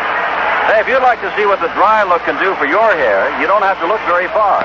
You just can't look very far without seeing a guy who uses the dry look from Gillette. Because more men use the dry look aerosol hair control than any other spray. It'll give you fuller, more natural-looking hair. So anytime you see a guy with great-looking hair, chances are you're looking at what the dry look can do for your hair. The dry look from Gillette. Pick up a can and take a look at the dry look on you. Hello, little fella. Who are you? I'm your Cricket lighter, the disposable one, by Gillette. Well, Cricket, what makes you so different? Oh, I'm glad you asked me that. Cricket lighter is really quite a lie. It'll last for months and still burn bright with thousands of sure firelight and a flame that adjusts to different heights. You're no ordinary cricket. Well, cricket's no ordinary lighter. Catch it, cricket. For $1.49 by Gillette. Jim Simpson back in Oakland, California, as we go to the last of the fifth. The Dodgers trailing 2-0, and while we were away for a moment, I turned to Vin Scully and said, I wonder if I've done my last play-by-play for the year 1974. Because right now I turn it over to Vin Scully, and unless the Dodgers do it, I'm done. Okay. Thank you, Jim. Hi, everybody. I'm not poetically inclined, but I keep thinking of a line that says, do not go gentle into that good night. Rage, rage against the dying of the light. And to be honest, the Dodgers are going very gently up to here. Fly ball into right center. Joe Ferguson along with Jimmy Wynn, and it's Fergie reaching up to make the catch. One away as Dick Green flies to right center. There is certainly a thing called momentum that builds up during the year, and certainly builds up during a short series, and indeed builds up during a game. And boy, you can feel it here. Vida Blue staked to a 1-run lead in the first inning on the overthrow, staked to a 2-0 lead on the home run, and now the Dodgers trying to come from behind and gently. The pitch to Vida Blue swung on and missed 0-1. It is not the same Sutton. He had 9 strikeouts the last time. He has 2 tonight, and one of them is Blue, and not a good hitter. He swings and misses, strike 2. Sutton has done a remarkable job. In fact, there is no reason for the loser in the World Series ever to feel down, and particularly this year. The strike 2 pitch is just outside ball 1, 1 and 2. We mentioned earlier a record-breaking player share, and it'll keep the loser warm during the winter. 1 and 2, the count to Vida Blue. Sutton ready and deals. Fastball got him looking. That'll do it for Vida. That would be the 3rd strikeout for Don Sutton. But you know what they say about striking out the pitcher. So 2 down, and here is Bert Campaneris.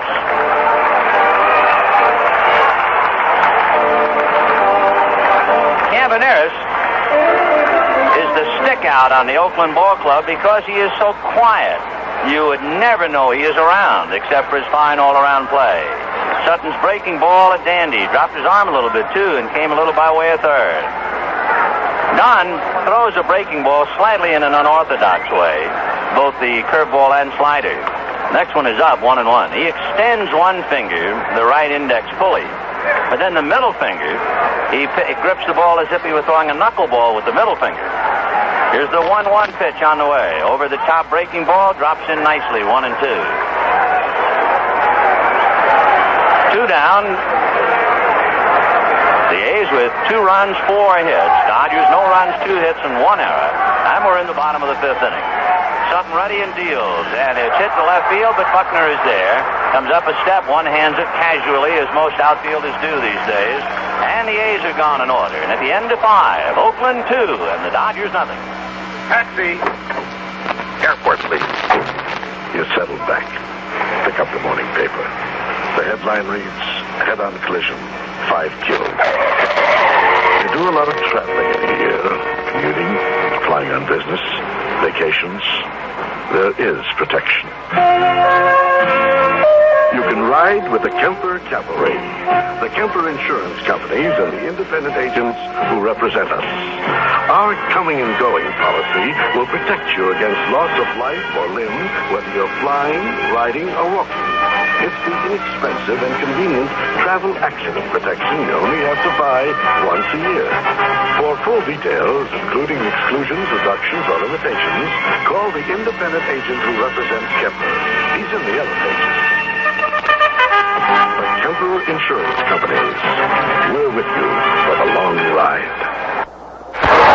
As we go to the 6th inning with Oakland leading the Dodgers 2-0, Vin Scully along with Jim Simpson. As the A's are trying to put the lid on it and turn the lights out and get ready for a victory parade tomorrow. The Dodgers, no sense waiting any longer. And they'll go to the bench immediately, and Tom Paciorek, right-hand hitting outfielder, will hit for Don Sutton. So Sutton pitched well, but not well enough. He'll have 2 runs, 4 hits. Meanwhile, the Dodgers being thoroughly blanked by Vida Blue. So Sutton is gone, and Tom Paciorek, right-hand batter, checking in. For Peshorek, this will be his second appearance. He is 0 for 1. Down in the bullpen, the ever-present Mike Marshall begins to loosen up. We had asked Walter Alston about a problem he faced tonight. The pitch to Peshorek is stroked up the alley in left center. It's a base hit. Over to get the ball is Claudell Washington, and he can't. And Peshorek is into second base holding with a long double. The problem that Walter Alston faced, and he had announced he was going to pitch Mike Marshall if there would be a game Saturday. But how can you pitch Marshall, start him Saturday, if Sutton got into trouble early? By early, meaning the first 3 innings tonight. Walter said, I would just as soon have Sutton pitching when we're in trouble as Marshall, even though I realized I could be home fishing on Saturday. So a long double by the pinch hitter Tom Peshorek. The batter is Davy Lopes, and Johnny Odom and Paul Lindblad get up and begin to throw in the Oakland bullpen. Lopes, a hungry hitter, looks at a breaking ball away, ball 1. The one phrase that will be a cliche as a result of this series, the idea that there's no substitute for experience. The 1-0 pitch, foul back, 1-1. The Dodgers feel that Davy Lopes will be a much better player next year, even though Bando is playing him up inside the bag. Even though Lopes is a good base stealer, he is not a good bunter. And they feel that that's a waste. And they want him to learn to bunt this winter. The 1-1 pitch to Davy is taken high, ball 2, 2-1. In fact, if you ask him how many bases he's going to steal, he has to be honest and tell you it depends on how many times you get aboard and how he hits. And bunting is certainly one way to do it. 2-1 to Davy Lopes. Tom Peshorek with a pinch hit double.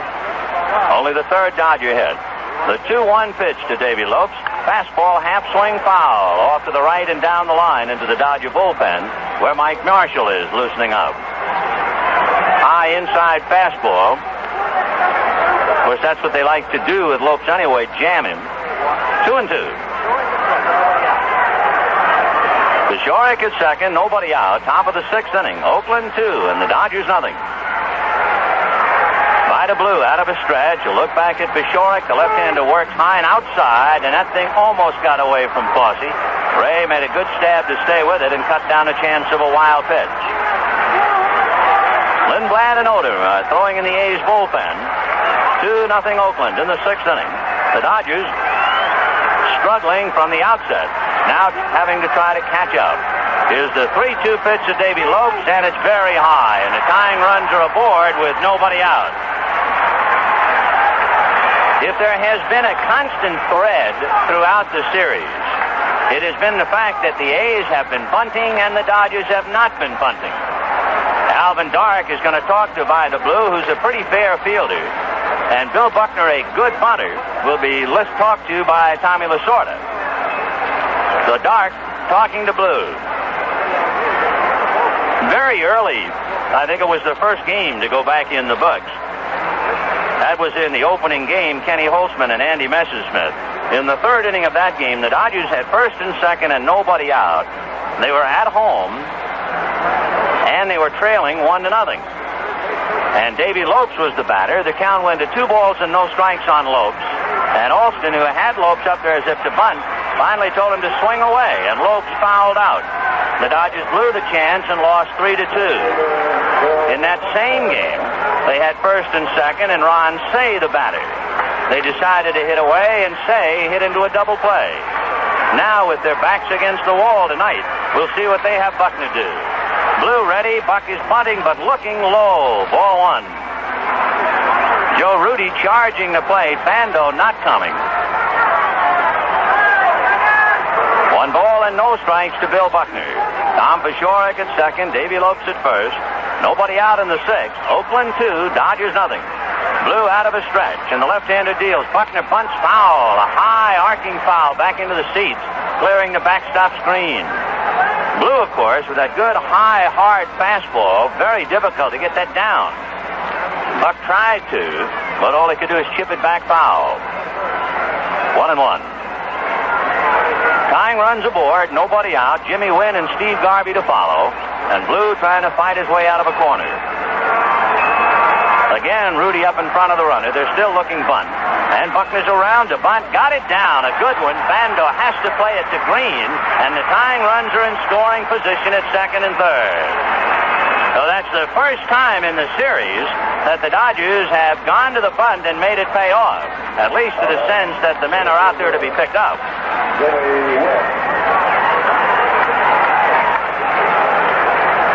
So Buckner moves him up 90, and now we'll see about Jimmy Wynn. Wynn has fouled out and slammed one back off Blue's glove. It was deflected to Campaneris, who threw him out. Jimmy Wynn in the series has 3 hits. And he has 1 run batted in. He has a chance to get the Dodgers even. Blue ready, a check of the runners, and he deals. Fastball high, ball 1. Steve Garvey on deck. And for the first time in the game tonight, there's a little anxiety here in the Oakland Coliseum. Peshorek at third, Lopes at second, 1 out. The 1-0 pitch to Jimmy Wynn. Blue deals and is a high fly ball into left center field. The runner's tag. It'll be caught by Washington. Peshorek will tag and score, and Lopes will hold at second base. So Jimmy Wynn picks up 1, and it is now Oakland 2 and the Dodgers 1. And the batter will be Steve Garvey. Wynn, I think, felt that he got his pitch and let it get away. He just hit under it and hit a towering fly ball to Claudell Washington. So a scoring fly ball and the RBI for Wynn. The Dodgers get on the board. Now with 2 down and the tying run at second base, the batter is Steve Garvey. Garvey has grounded to short and flied to left. He's 0 for 2. Steve, the Dodgers' top hitter, and he wants Andy Olson to ask Tom Gorman to move a little bit, and the second base umpire does just that. Because Blue left-handed and Gorman on the other side of the mound, and Blue is throwing right out of Gorman's shirt. The pitch to Garvey, high, ball 1. 1-0. Fossey telling Vida to get that arm up a little bit, and also I'm sure telling him to slow down. One of the things that Blue does when he's in a jam is speed up his delivery, and he gets his body out in front of his arm. The 1-0 pitch to Garvey is lifted foul off first base. No play. Rudy will come over to take a look, but that's all. And the count 1 ball and 1 strike. Oakland 2 and the Dodgers 1. 2 down, top of the 6th inning. The modern-day ball player and his approach is so different. Garvey apprised of the fact that he was the father of a bouncing baby girl last night, and after the game they said, "Were you trying to hit one for Krisha?" The name of the girl. He said, "Yeah, for her, for the Gipper, for anybody." Here's the 1-1 pitch. Fastball fouled away again, down the right field line, out of play, and the count 1-2. Oakland got a run in the first inning on a force play. North stole second. Yeager threw the ball into center. Billy taking third, and he came home on Bando's fly ball. Garvey apprised of the fact that he was the father of a bouncing baby girl last night, and after the game they said, "Were you trying to hit one for Krisha?" The name of the girl. He said, "Yeah, for her, for the Gipper, for anybody." Here's the 1-1 pitch. Fastball fouled away again, down the right field line, out of play, and the count 1-2. Oakland got a run in the first inning on a force play. North stole second. Yeager threw the ball into center. Billy taking third, and he came home on Bando's fly ball. And then in the second inning, Fossey homered. And here in the 6th, Peshorek doubled and Lopes walked. Buckner sacrificed, and Wynn's fly ball got Peshorek. Fastball hit up along third, foul to Lasorda, and the count stays 1-2. Joe Ferguson on deck. Odom just lobbing the ball. Lindblad just watching, and Odom's last lob, he threw it into the left field corner. And timeout while Claudell Washington retrieves it. Mike Marshall has long since warmed up in the bullpen and stopped. Remember, Peshorek opened up the inning hitting for Don Sutton. So here is Garvey, 1-2. Vida ready and delivers. Fastball whacked into left field. Base hit. Here comes Davy Lopes. Here comes Claudell Washington. He scores, and they're all tied 2-2.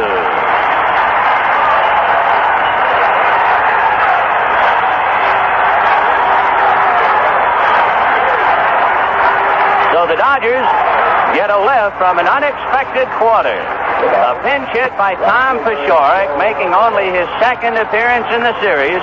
And, of course, that's how heroes are born. And Peshorek doubled, and the Dodgers catch the A's here in the sixth. For Steve Garvey, 1 for 3 tonight, his 8th hit in the series. And for Garvey, his first RBI. Blue ready, and the pitch to Berge. Off speed, a slow curve for a strike. 0-1. Joe Rudy is holding Garvey. Steve certainly not a base-stealing threat. Ferguson waiting 0-1. Blue comes back to him. Fastball fouled away. 0-2. So the Dodgers, 2 runs, 4 hits, 1 error. Oakland, 2 runs, 4 hits, no errors. Top of the 6th, 2 away. Joe Ferguson waiting. He has singled and struck out. Vida Blue out of a stretch. Looks at Garvey, works the hitter. Fastball just low. Ball 1. 1-2.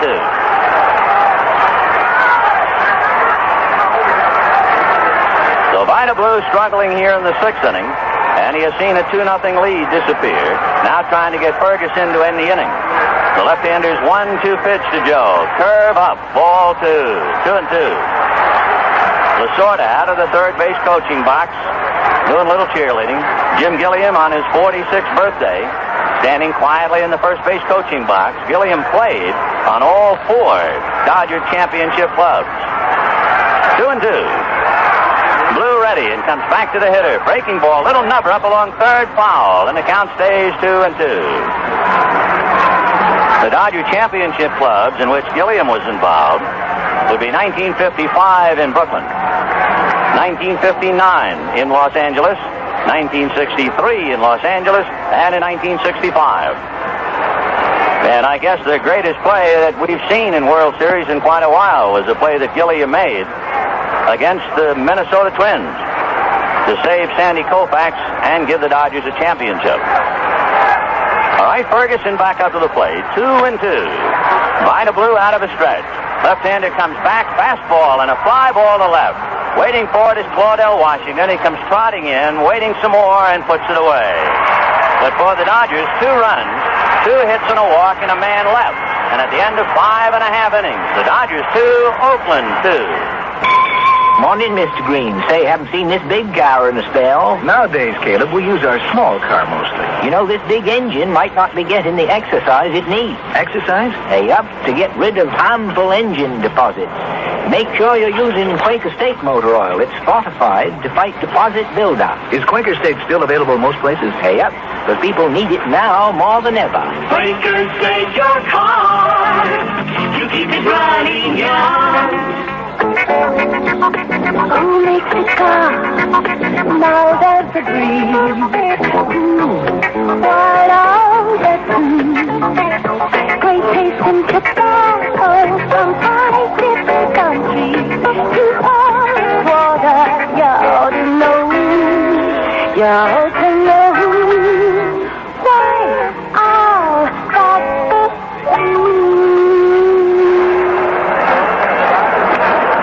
all even at the Coliseum. The Dodgers 2 and Oakland 2. And to nobody's surprise, coming out of the Dodger bullpen is Mike Marshall. Marshall has been in them all. This will be 5. If you want his numbers, in his 4 previous appearances, he's worked 6 innings, given up 4 hits and no runs. Marshall, in 2 of the playoff games, so he has been in 6 straight games now. And for Don Sutton, he is no longer involved. He went 5 innings. That means his 12-game hitting streak, or 12-game winning streak, is still there. Now we'll see with Billy North, the batter, hitting left-handed. Say in on the grass, and the fastball is pulled on the ground to Lopes. Davey has it, lobs to Garvey, 1 away. The last time Bill North popped up in the 3rd inning when he was running back to the infield, he looked sharply over at the Dodger dugout, and I don't know if he was smiling or sneering. But the way things have been going, I'm sure somebody in the Dodger dugout got on him. They did not say anything to him this time, apparently, as he slings his helmet away in disgust. The batter, Sal Bando, had a scoring fly ball and fly to center. Marshall starts him, fastball inside. Ball 1. 1-0. 49,347, same crowd as we've had the other two games. Ball game tied 2-2 in the bottom of the sixth. Marshall's next one, a slider over, and the count 1-1. Mike's three pitches, fastball, curve, and slider. He uses the slider least of the three. 1-1 to Sal Bando. Mike out of a windup, right-hander back with a fastball fouled off, and the count 1-2. The A's scored a run in the first and another in the second on Ray Fosse's home run. And the Dodgers came back with 2 in the sixth to get even. Marshall has theories about just about everything, including taking his warm-up tosses. The 1-2 screwball, swung on and missed, strike 3. And that was a screwball away. You normally think of a right-hander throwing a screwball away to a left-hand batter, but Mike has 3 different screwballs. And that's the one he threw away to a right-hander. 2 down in the sixth inning, and here is Reggie Jackson. Jackson walked in the first inning. Looked like Sutton didn't want much of him there in the first inning, and then Sutton came back to strike him out on a check swing in the third. Marshall out of a windup. Mike deals screwball, fouled away, and that's the other one. That's the one that goes away from the left-hander. He's the only man in the world I ever heard of who has 3 screwballs. 0-1 the count. 2 runs, 4 hits, 1 error for the Dodgers. 2 runs, 4 hits, no errors for the A's. Bottom of the sixth inning. Marshall reading Yeager, Steve setting a target. Strike 1 pitch to Jackson. Screwball way outside and high. 1-1. Mike, very fussy out there as to how he wants the mound, as all pitchers are. Mike checking signs, the outfield deep, and the 1-1 pitch. High, and that seemed to fool Yeager. It sailed on him, went off the top of the mid and all the way to the backstop. Ball 2, 2-1. They are not overly committed on Reggie Jackson, and when you watch a lot of baseball games, it is interesting to see because Marshall is the one who sets the Dodger defense. The outfield, if anything, is shaded towards left. But where's Garvey playing? Playing him to pull. The next one is a strike. 2-2. Mike Marshall was criticized openly by players in Montreal for directing them as to where he wanted them to play. But not with the Dodgers. They feel that that's what he wants, that's what he gets. The 2-2 pitch to Reggie, screwball, fouled away off third, out of play. The Dodgers, Mike Marshall and Steve Yeager. An infield of Garvey and Lopes, Russell and Say. An outfield of Buckner, Wynn, and Ferguson. 2-2 in the sixth. Reggie Jackson waiting in the count. 2 balls, 2 strikes. Marshall staring in. Yeager wigwags a couple out to him. And the 2-2 fastball is outside. On deck, Joe Rudy.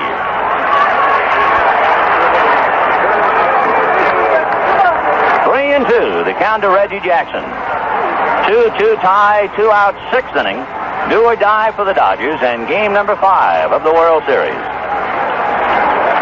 Marshall up on top, looks down to Yeager. Lopes playing very deep on the right side. He's just about on the edge of the rim. 3-2 pitch on the way. Fastball, roll to Lopes. It's to his right. He comes up with it, throws back to Garvey in time. So Marshall sets him down in order, and at the end of 6, the Dodgers 2, the A's 2. A marksman slips a .30 caliber bullet into the chamber of a high-powered rifle.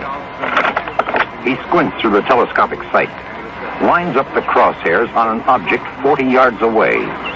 It's a master padlock, locked tight. He squeezes the trigger and blasts a half-inch hole clear through the lock, but it still holds tight. A test of strength filmed for TV and documented in a brochure titled Shootout at Little Tujunga Canyon. You can have a copy free by writing to Master Lock, Milwaukee, Wisconsin, 53210. And remember, Master has a lock for most anything worth keeping, even special locks for trailers, guns, bikes, and skis. Master Lock, world's largest padlock manufacturers, known for locks that are tough under fire. Let's pause 35 seconds for station identification. WTHI Terre Haute, currently 59 degrees at 9:03. I'd like to tell you about one of our 5 different savings plans. Our 7.5% insured savings certificate. Your investment will grow fast at the 7.5% annual rate over a 4-year period with a minimum balance of $5,000.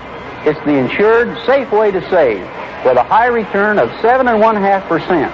Just one of the 5 ways you can put your money where it will work for you. Terre Haute Mutual at the corner of 5th and Ohio.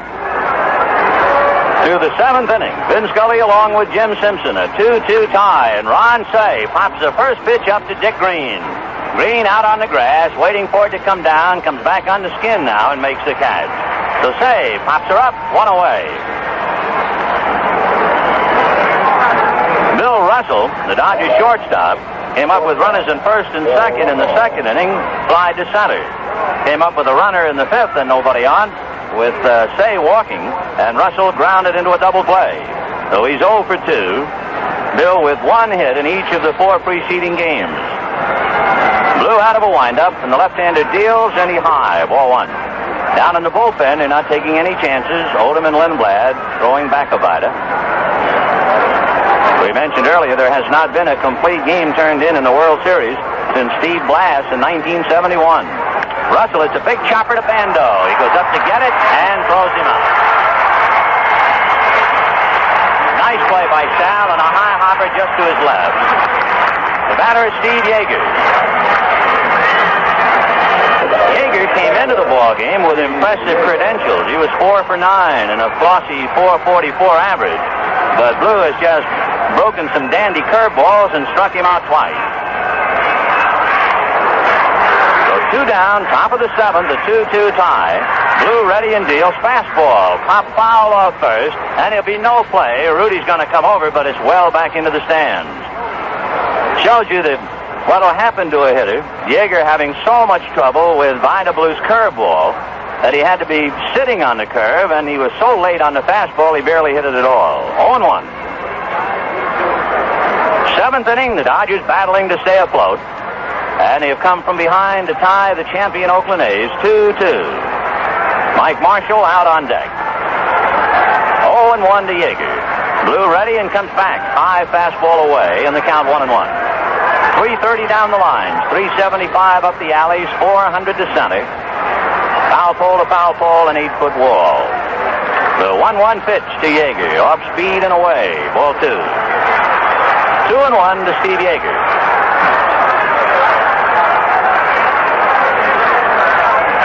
Blue looks down to Fosse, checking his sign. Now Vida ready in the 2-1 pitch, fastball high, ball 3. 3-1.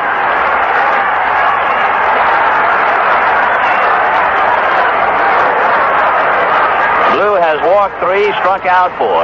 3-1 pitch to Yeager is high, ball 4. Mike Marshall is a fair-hitting pitcher. But if for no other thing, the walk will help to get him out of the way. So if he ends the inning, Lopes starts off the 8th. So Mike coming up with Yeager at first, 2 out, a 2-2 tie.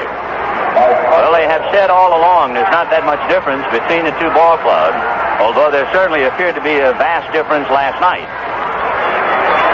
Probably the biggest single difference, at least for a short series, 4 out of 7, would be the extra outstanding starting pitcher that the A's have. Marshall takes high, ball 1. 1-0. In other words, you see Kenny Holtzman, Catfish Hunter, and Vida Blue. And the Dodgers have 2 outstanding starters in Sutton and Messersmith. They would have had 3, but they lost Tommy John. Marshall takes outside, ball 2, and Alvin Dark looks and goes to the bullpen right now. He's not going to let Vida talk him out of anything, which, of course, is the way most experienced managers are. The toughest manager I have ever seen in changing pitchers is no longer on the scene. But when Rogers Hornsby managed Cincinnati, you wouldn't believe what he'd do. Vida Blue getting an ovation as he comes walking off.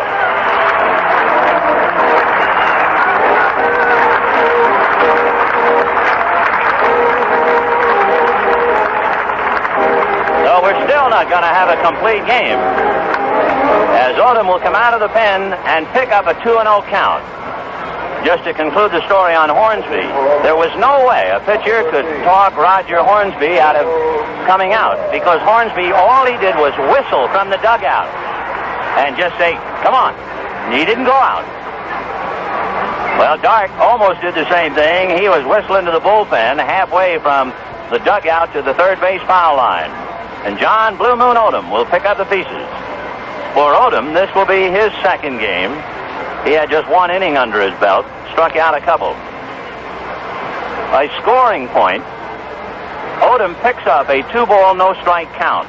If Marshall should walk, the walk then would belong to Vida Blue. And subsequently, if the run should score, it would be charged to Blue. If Odom had come in and the count was 1-0, Odom would be on his own. But right now, he's really pitching, as far as a walk is concerned, to Vida Blue's hitter, and that's Mike Marshall. So John Blue Moon Odom, he has one bad habit, but he's a successful big league pitcher, so I guess he overcomes it. As Odom is ready to pitch, he drops his head so that his eyes are looking at the ground, and you can't see his face. His left shoulder comes up and hides his face. And how anybody can do that and throw strikes consistently is quite a trick, but he does it. So Odom, hands on his knees, reading Fosse, Marshall waiting. Right-hander ready, and the 2-0 pitch. High, ball 3. 3-0. On deck, Davy Lopes.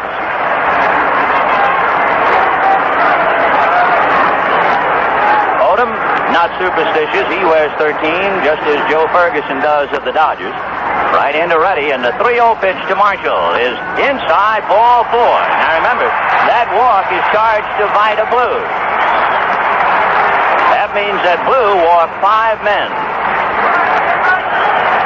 So runners at first and second, 2 down, a 2-2 tie, and a very hungry Davy Lopes coming up to the plate. Lopes has had a long World Series. He has 2 hits, 17 at-bats. He was thrown out trying to steal tonight.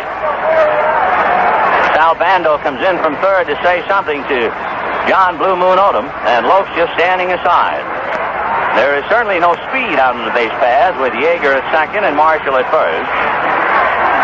Claudell Washington in left, Bill North in center, Reggie Jackson in right. 2 out. Odom out of a stretch. Right-hander ready and delivers, and Lopes takes the strike. He thought it was high and backed out. Andy Olson, National League umpire in his first World Series. Strike 1. Infield back for the A's, Messrs. Rudy and Green, Campaneris and Bando. The outfield just about straight away. We mentioned Lopes is not a very good bunter. The strike 1 pitch to Davy, breaking ball over. Strike 2. That was a very good pitch. Davy quit on it almost immediately, and then the ball dipped down and over. 0-2 to Davy Lopes. Naturally, the guy the Dodgers want up there now is Bill Buckner, but he's on deck. The strike 2 pitch to Davy Lopes. Odom ready and deals, and it's low and outside. Ball 1. 1-2. Buckner, a .300 hitter all year. On deck with 2 down. 1-2 to Davy Lopes. Odom ready, checks the runners. With 2 out, he comes back to the plate. Breaking ball rolled to short. Campaneris, the short way to Green. They get the force on Marshall.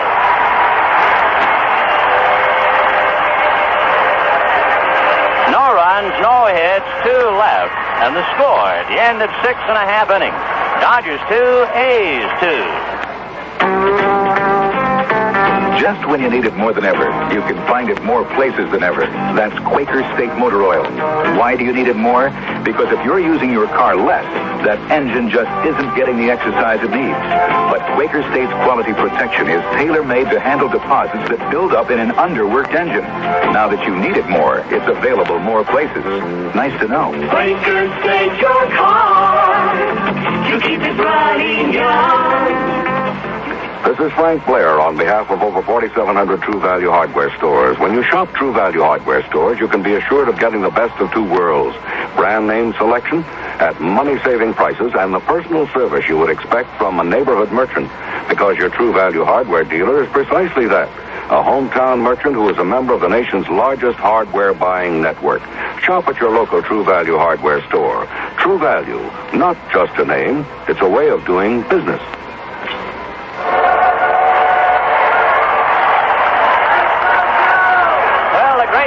That is so American, the World Series, heightened by the crowd, not only taking the customary seventh-inning stretch, not only with firecrackers and rockets going off in the sky, but the crowd of 49,347 singing loud and clear, God Bless America. And boy, again, something comes up to put the World Series in its proper perspective. Now this crowd wants something, and they're going to get it. They'll get Joe Rudy, Claudell Washington, and Ray Fosse, and Mike Marshall on the mound. Down in the A's bullpen, Rolling Fingers begins to loosen up. So here we go, bottom of the seventh, all even at 2-2. Joe Rudy, big right-hand batter, left fielder, first baseman. He is singled and flied to left.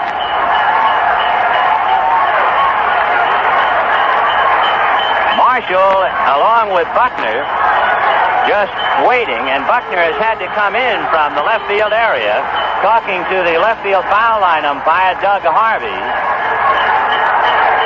The people in their enthusiasm in the left field stands have apparently thrown a few objects down on the field, perhaps intended for Buckner, perhaps not.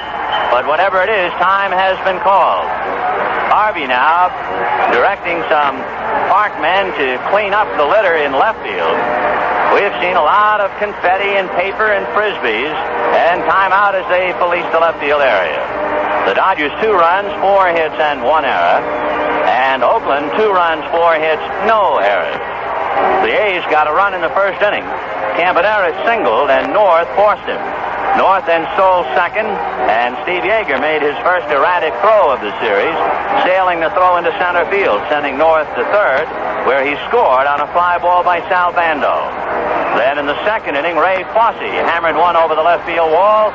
That made it 2-0 Oakland. They are still retrieving things out in left and left center. In the sixth inning, Tom Fischora came up and batted for Don Sutton and doubled. Then Lopes walked. On a sacrifice by Buckner, Wynn's fly ball got 1 run home. Garvey's base hit got another run home. Buckner is coming in from left field, and time is out. And all I can think of is the playoffs between Cincinnati and New York, when Pete Rose had to come in from left field. And finally, the Mets, with Yogi Berra and company, had to go out to placate the crowd. Buckner is now talking to the senior umpire, Tom Gorman. Gorman is in his 5th World Series, and Tommy has seen it all. And now Walter Alston will join the huddle on the grass in shallow left field.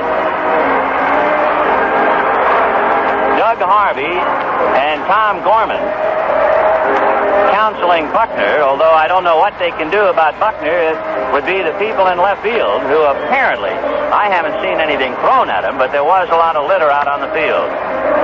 Mike Marshall has left the mound and gone all the way out to join the discussion. Normally, a pitcher will use the time to loosen up. But Marshall has gone out there. Mike drapes his left arm around Buckner, as if to say, go on out there.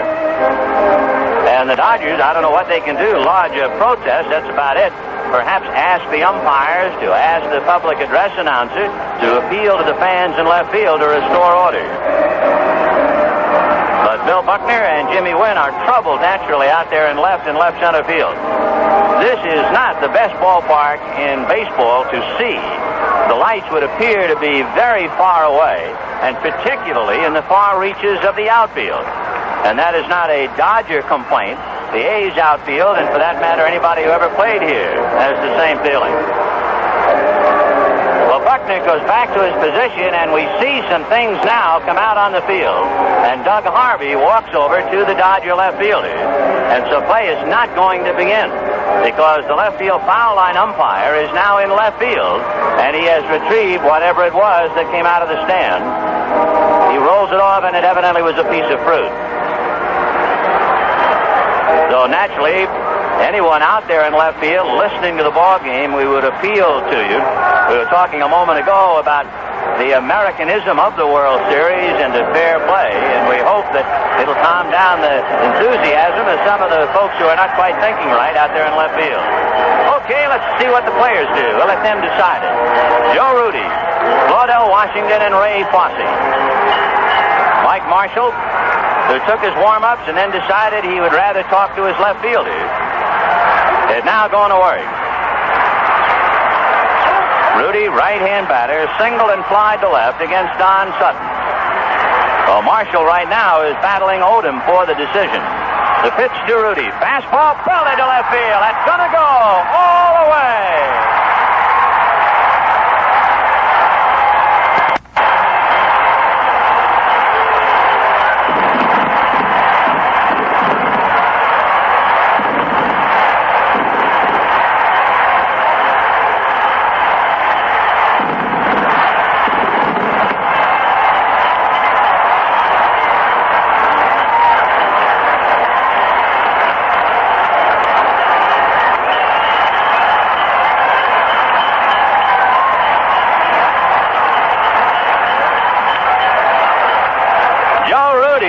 Just lowered the boom on a Mike Marshall fastball, and once again there's a lot of litter, but this time in right center field. The time will be called while they clean it off. So Mike Marshall, who instead of staying on the mound that is so customary during a delay and warming up, instead went out into left field. And when he made his first pitch, a fastball, Rudy hit it out. The book on Rudy is he is a first ball hitter.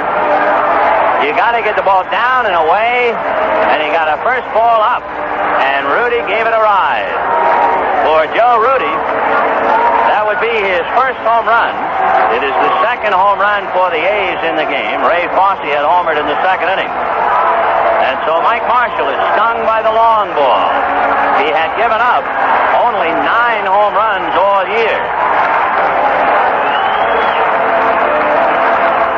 They are clearing up the debris in right center field, and in a minute, the batter will be Claudell Washington. 3-2 in favor of Oakland, and of course that has a familiar ring to it, the score of the first 3 games. Washington flied to right and singled to right against Don Sutton.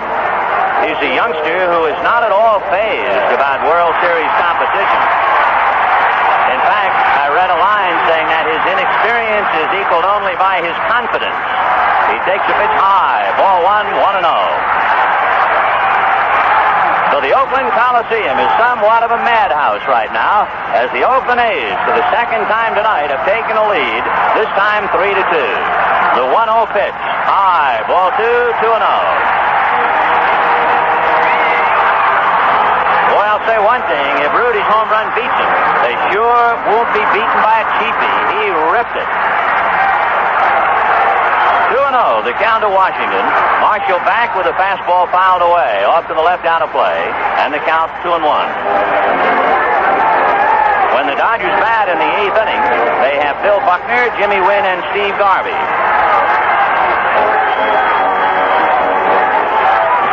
2-1, Claudell Washington, left-hand batter and a speedster, slightly closed stance, almost a straight-up hitter. The 2-1 pitch is popped in the air, foul off third. Say has a play. Ron is there, waiting, and makes the catch. So 1 away as Washington fouls out, and the batter is Ray Fosse. Ray Fosse homered in the second inning and hit back to the box in the 4th. Right-hand hitting catcher with 1 out, bases empty, 7th inning.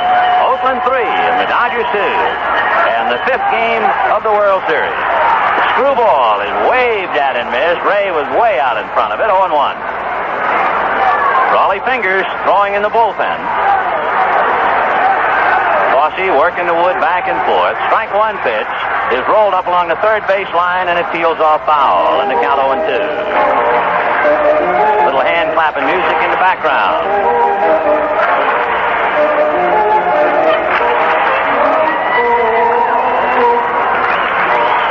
0-2, the count to Ray Fosse. The A's left 2 men on in the first inning, and those are the only 2 men they have left on in the game. Strike 2, screwball, got him swinging. So 2 down. Second strikeout for Mike Marshall. The Dodgers left 2 men in the second inning. They left 1 man in the 6th, and they left 2 in the 7th. And, of course, late in the game to leave runners at first and second when Lopes hit into a force play, that has now become a big out. The batter is Dick Green.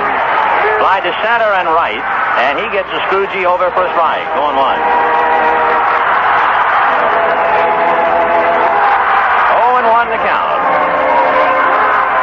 Oakland 3 runs, 5 hits. 2 of the 5 hits, home runs. Dodgers 2 runs, 4 hits. Screwball inside. 1-1. To repeat in the 8th inning, Buckner, Wynn, and Garvey. Marshall, who says he is not interested in numbers, only the challenge. He's got himself a challenge tonight.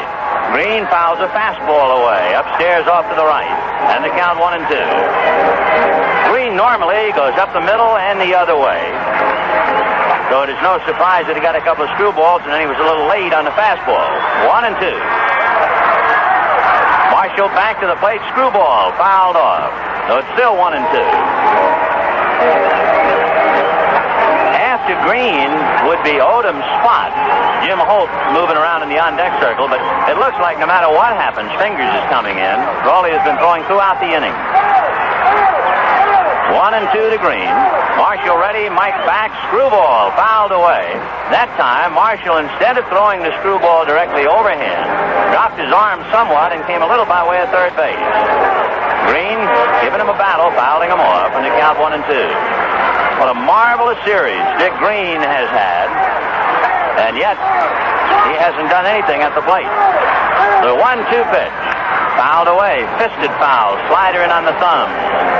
So he's seen it all now. He's seen about 4 screwballs, 1 fastball, and now a slider. And the count 1-2. Oakland 3, Dodgers 2, bottom of the 7th inning. A home run by Joe Rudy, and it was a bomb, breaking the tie here in the 7th. Marshall out of a windup, and the 1-2 screwball is hit up along third base, foul. So Green back up to the plate. Green was 0 for 10 going into the game, so he's 0 for 12 in the series. And yet, he has been the glue for the veteran A's infield. In fact, that's a big difference. Campaneris and Green have been playing together for 10 years.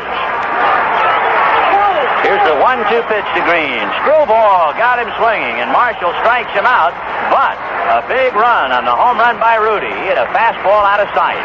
And at the end at 7, Oakland 3 and the Dodgers 2. This is your invitation to a totally new automotive experience. The new small Chrysler Cordova.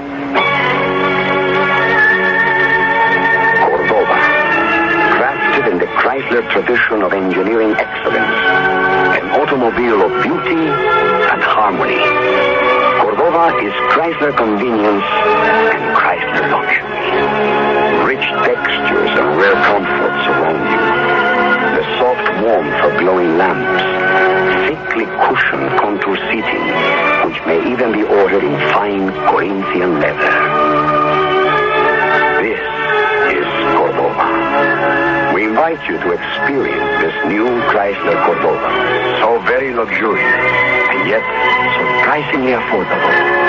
Cordova, the new small Chrysler. Station identification. Now, just in time for Fall Yard, Small Engines offers a Fall Lawn Boy special. A 19-inch solid-state Lawn Boy mower for $149.95. And as a special bonus, receive at no charge a leaf bag, gas can, and 4-pack of engine oil. Lawn Boy's upfront discharge system gets the clippings other mowers miss because the vacuum action lifts the leaves and grass up through the top rather than side discharging.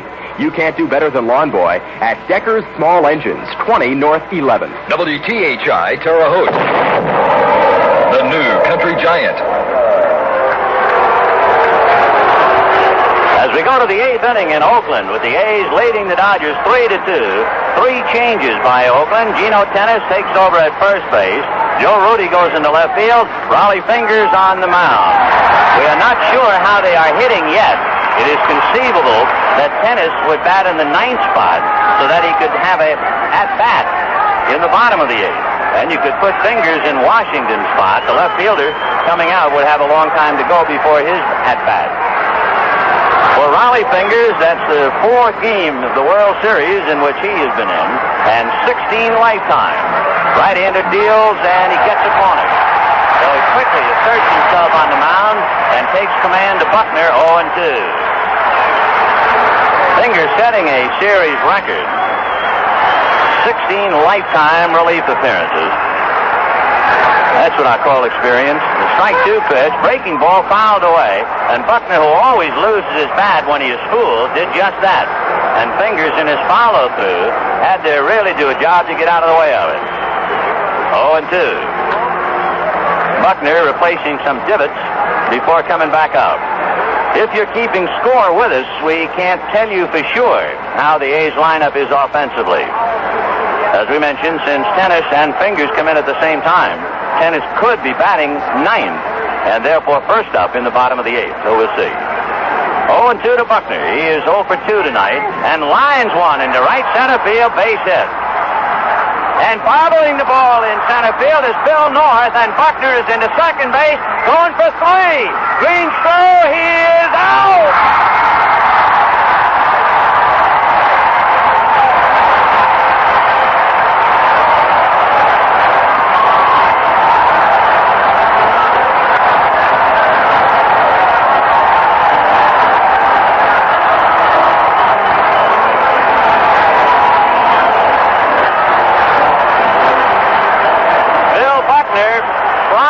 To get more than he had.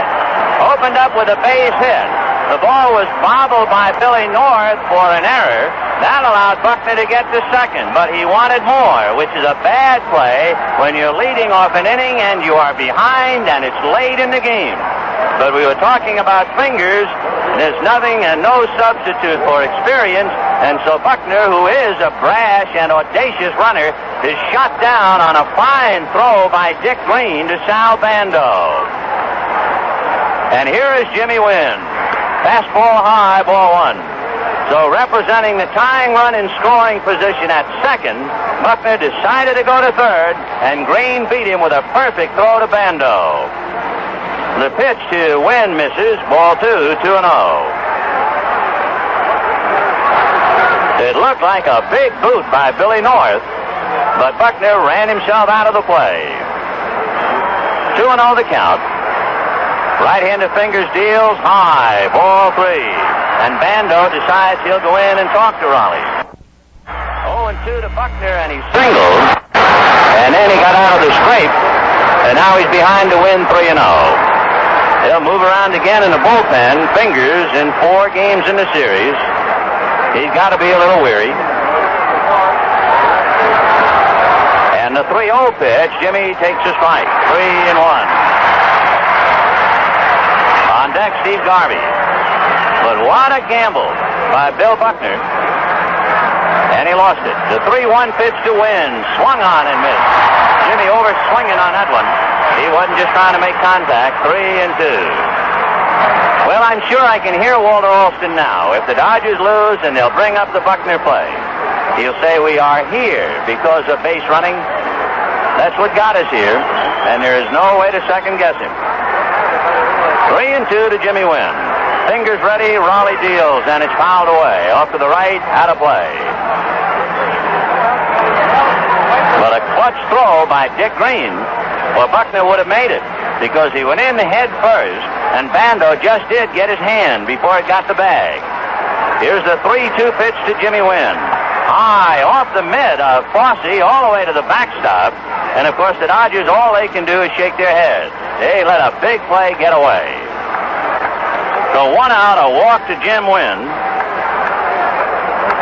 And now going out to the mound is Wes Stock. Coming up to the plate is Steve Garvey. Fingers has a very good move to first, and he will throw to first base often. and Stock talking to him to make sure that in throwing over and then coming to the plate, he doesn't vary his delivery, even though Wynn is not that much of a base-stealing threat. Oh, he has stolen bases. He has stolen 16, but he has been caught 15 times. All right, West goes back to the A's dugout. Fosse goes behind the plate. Bando back to third. 1 out, 8th inning. Oakland 3, Dodgers 2. And the biggest play of the series, let's say the biggest roll of the dice, has just taken place, and it came up a bad number for the Dodgers. All right, Jimmy Wynn, off first, held on by Tennis. And the pitch to Garvey, a breaking ball, swung on and missed. And he was trying to pull it. He tried to time it, but couldn't do it. Fingers, as a successful relief pitcher would have to be, is a good fielder. 3 runs, 5 hits, 1 error for Oakland. 2 runs, 5 hits, 1 error for the Dodgers. Breaking ball is lifted to right field. It's playable. Reggie Jackson is right there. Wynn has to watch Jackson put it away. 2 down.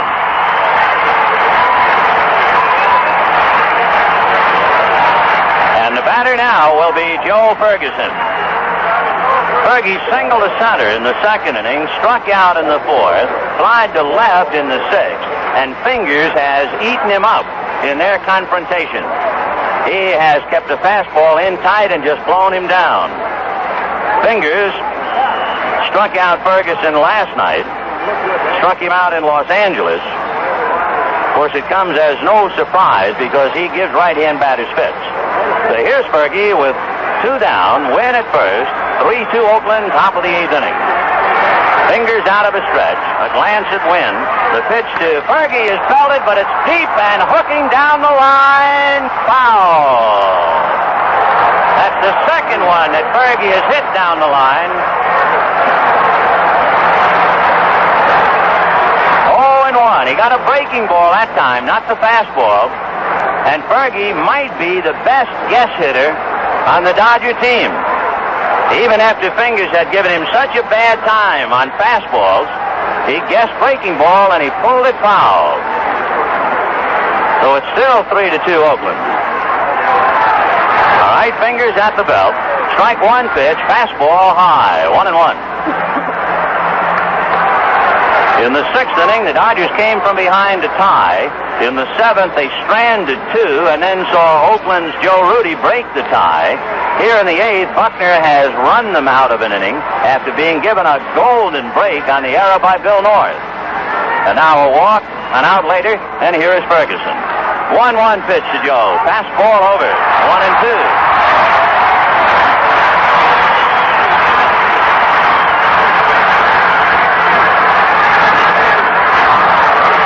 Plants the right foot on the rubber. A Fosse in a crouch. Wynn a quiet lead at first.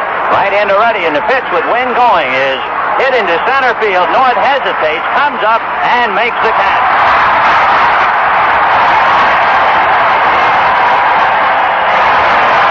So the Dodgers were just about given a run, and they would not take it. No runs, 1 hit. There was an error by the A's. There was an error by the Dodgers on the base paths. And at the end of 7.5, Oakland 3 and the Dodgers 2. As we go to the bottom of the 8th inning, and the Oakland A's 3 outs away from their 3rd consecutive championship, the guess is correct. Gene Tennis, who came into the game with Raleigh Fingers, is batting 9th, which means he'll lead it off in the bottom of the 8th inning. It'll be Tennis, followed by Campaneris and North. And that is the way the series has been going. The Dodgers make mistakes, and the A's capitalize. And then tonight, the A's make a big mistake, and wouldn't you know, the Dodgers come right back and compound the mistake, and the A's capitalized again on the throw by Dick Green. So we're in the 8th, and for the 4th game of the 5, it is 3-2. And for the 3rd time in 4, Oakland in front. So Gene Tennis coming up, hitting .250, 2 for 8, seeing limited service, and of course he was very unhappy about sitting down last night. He will not be unhappy on the way to the bank. Marshall screwball, over for a strike, 0-1. 0-1 to Gene Tennis. Mike Marshall stung by the home run by Joe Rudi, and that's the difference. The strike one pitch on the way. Screwball, and he missed with it. 1-1. Bottom of the eighth, 3-2 Oakland. With Marshall screwball over for a strike, 0-1. 0-1 to Gene Tennis. Mike Marshall stung by the home run by Joe Rudy, and that's the difference. The strike one pitch on the way. Screwball, and he missed with it. 1-1. Bottom of the eighth, 3-2 Oakland. When the Dodgers bat in the ninth, they have Say, Russell, and Yeager. And on the bench, Joshua, Crawford, and Hopkins. And I would guess that Alston would go to some left-hand bats against Fingers. 1-1, fastball is foul back. 1-2. Down in the bullpen is Catfish Hunter. The right-hander loosening up. He might even be used to get one out tonight, if necessary and need be. 1-2 count to Gene Tennis. Marshall screwball is up. Ball 2. 2-2. 3 runs, 5 hits, 1 error for Oakland. 2 runs, 5 hits, 1 error for the Dodgers. The brashness, the daring of Bill Buckner was finally turned against him in the top of the eighth. The 2-2 screwball is swung on and missed, strike 3. Marshall makes it look easy, but he gave up a home run on a fastball to Joe Rudy, and unless the Dodgers come up with some ninth-inning magic, he'll be pinned with the defeat. And here is Bert Campaneris. Marshall has struck out 3 in a row, and he has struck out 4 of the 7 batters. The one guy missed was Rudy. Mike screwball, a strike to Campaneris.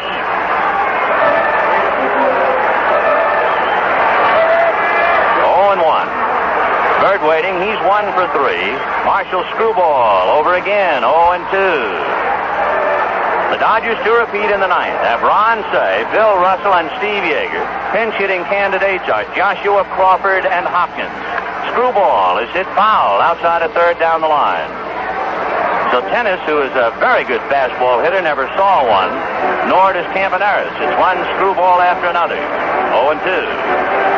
On deck, Bill North. Mike checking. Yeager sets a target. And Campaneris backs out. 0-2 to Bert. Marshall asking Yeager to go through the signs again. And the strike 2 pitch. Screwball bunted. It's a beauty.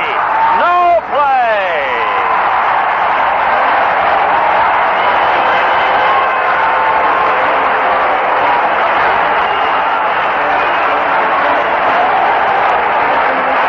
You could sure sum it up by saying that's the long and the short of it. A bomb by Rudy and an 0-2 bunt single by Campaneris. And remember, Campaneris squeezed in Kenny Holtzman with a 2-strike bunt against Messerschmitt. He caught Ron Say deep. He got another screwball and he laid it down. And here is Bill North. Hit into a force play, popped up and grounded out. And if the A's win, North will sure sleep better tonight after his error in center field. A bunt is fouled off to the right. 1 out, bottom of the 8th inning. Oakland 3 and the Dodgers 2. 3 runs, 6 hits for Oakland, and for Campaneris, he is 2 for 4.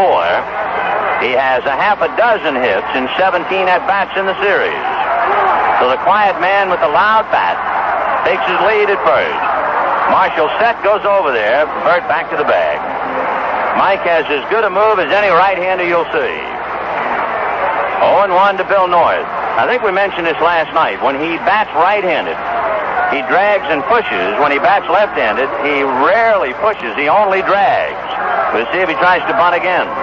Strike 1 pitch. He's around to bunt. Takes it on the knuckles. And the count 1-1. 1 out in the 8th, 3-2 Oakland. Mike Marshall scraping at the dirt in front of the rubber. One thing a relief pitcher has to do, he has to put some dirt into the trench in front of the rubber with a man on base. Otherwise, if he tries to pitch out of the trench, why, his spikes can get caught and he can't throw over to first. The 1-1 pitch on the way. Marshall checking, works the hitter. Fastball bunted foul to the right of the plate. and the count 1-2. Most pitchers naturally want a trench to dig out an area in the front part of the rubber so that you can get your foot down and up against it and push off. But with a speedster like Campaneris, he does just the opposite. He has to fill in that trench. And he's doing it right now. 1-2 the count to Bill North. Oakland 3, Dodgers 2, bottom of the 8th, 1 out. Time call, more paper on the field. And he'll have to clear it off before we can continue. And the delay in the 7th inning will be written about. Now, Marshall went out to placate and calm down his young left fielder, who evidently had been bothered by things thrown out of the stands, and then greeted on the first pitch a home run by Joe Rudy. Throw sends Campaneris back on his hands and knees. 1-2. Marshall has not given Campaneris his bet move yet. Not yet. Bird, a veteran runner, takes a pretty good lead. Marshall watching him as he comes out of a stretch. Set at the belt. Checks, the runner does not go, and North takes low and inside. 2 balls and 2 strikes to Bill North. Bobby Winkle tells North to get out of there. There's a sign out. So Billy, who was all set to hit, had to back off and look at his third base coach to see what Alvin wants. North again checking. Now gets back in. Campaneris off the bag. We'll see if they have a play in the works now. Marshall checking, still checking. Campaneris a short lead, and backing out is Bill North. No pitch. So the count is 2-2. North backed out. Time was called as Marshall was releasing the ball. And, of course, pitchers talk to themselves about that. They feel it is an unfair advantage for a hitter to be able to back out while they're in the middle of pitching, yet they can't break their delivery with a man on base or it's ruled a balk. And North just backed out just as Mike was ready to pitch. The plate umpire naturally has to consider the possibility of injury to the hitter, so as soon as he starts backing away, the umpire calls timeout. 2-2. 3-2 Oakland, bottom of the 8th, 1 out. Campaneris held on by Garvey. Bill North hitting left-handed, waiting. There goes Campy. The 2-2 pitch is low and ties him up, and Yeager drops it. And stealing second base unmolested is Bert Campaneris. For Campaneris, he has not done any running in the series. He's 1 for 2 now. It was a breaking ball that tied up North. He took it for ball 3, and it was a tough pitch for Yeager to handle since it was down and into the hitter. And Yeager couldn't hold on to it, but there's no way he's going to come up with a hard, low inside breaking ball with a left-hand hitter up and still be able to throw out Campaneris. No way. So 3-2 to Bill North. 1 out, Campaneris at second. 3-2 Oakland, bottom of the 8th. Marshall out of a stretch. A backward glance at second. And the 3-2 pitch. Fastball. Hit to straightaway center. Wynn goes back. Tagging is Campy. Wynn with no arm. Campy's going to go to third. Pretty good throw, but it's still late.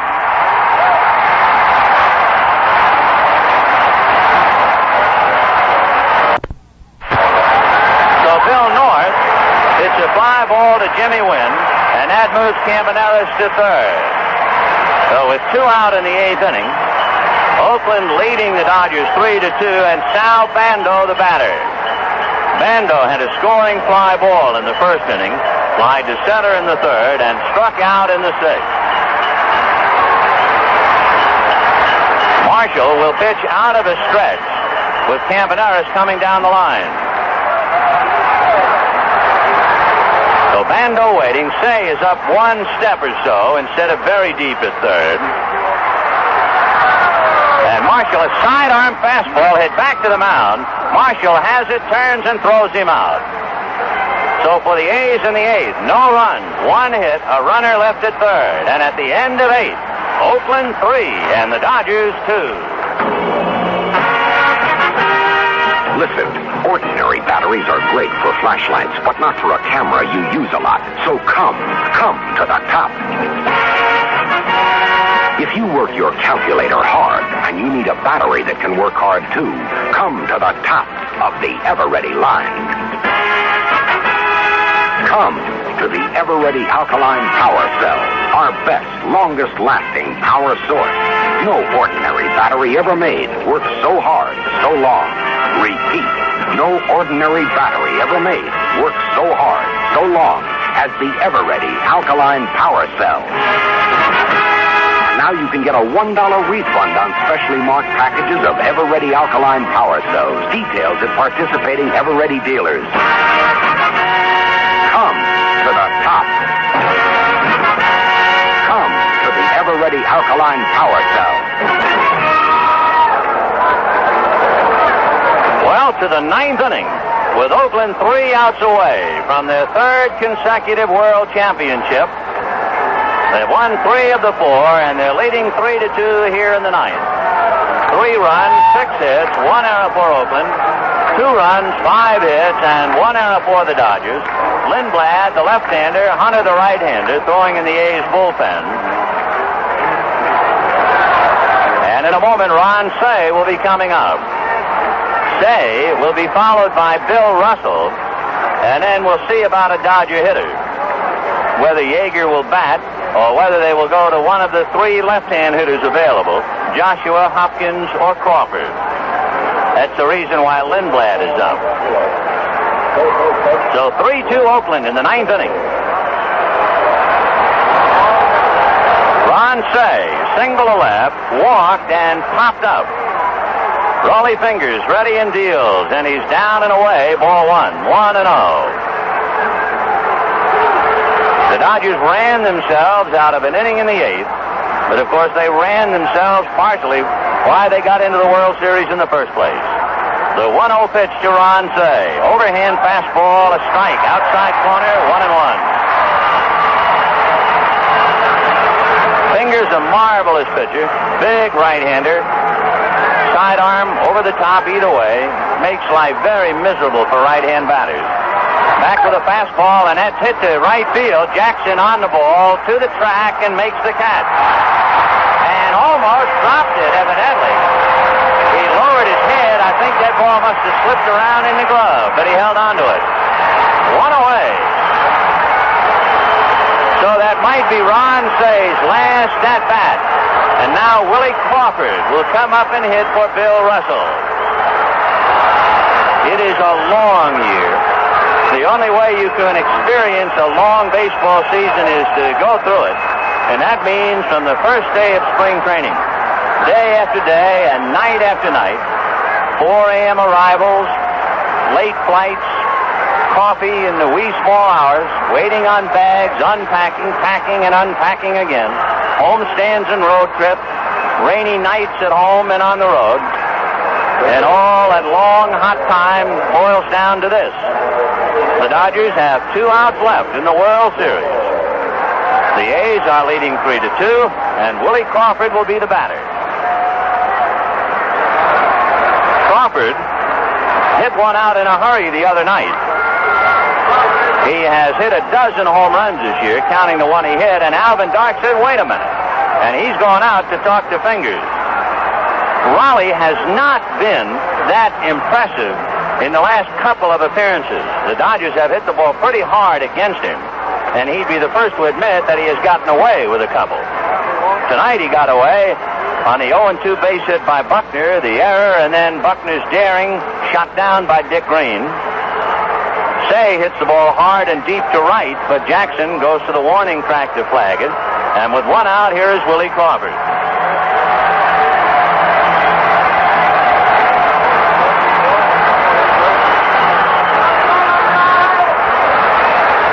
Crawford's home run came against Fingers in the 9th inning of a game won by Oakland, you guessed it, 3-2. Raleigh ready and deals. Fastball away. Ball 1. I think more than anything else, Alvin wanted to make sure Fingers knew how to pitch to Crawford. Normally in the National League, they try to get that fastball on top of him. Fingers didn't quite get it in enough the other night, and Willie shot it out of here. The 1-0 pitch on the way. Fastball swung on and missed. 1-1. Crawford backs out, arching his back. You come in cold, although on a hot night in Oakland, cold is a euphemism for just not starting in the game. The 1-1 pitch. Fastball on the hands, popped up. Dick Green is calling. Campaneris goes to the bag, and Greeny puts it away.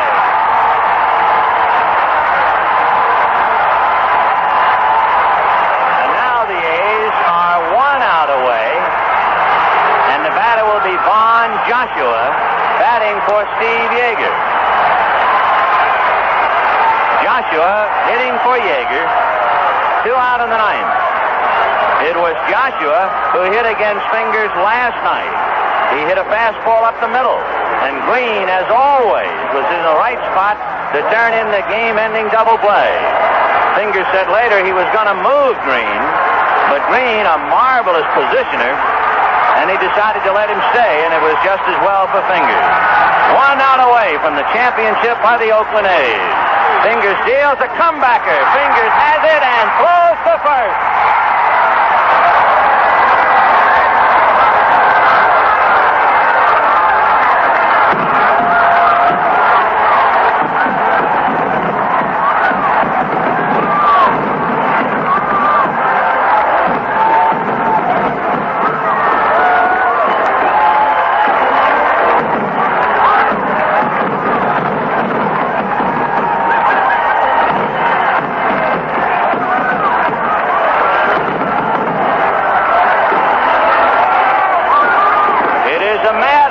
Here at the Oakland Coliseum, high up in the heavens, the rockets are going off.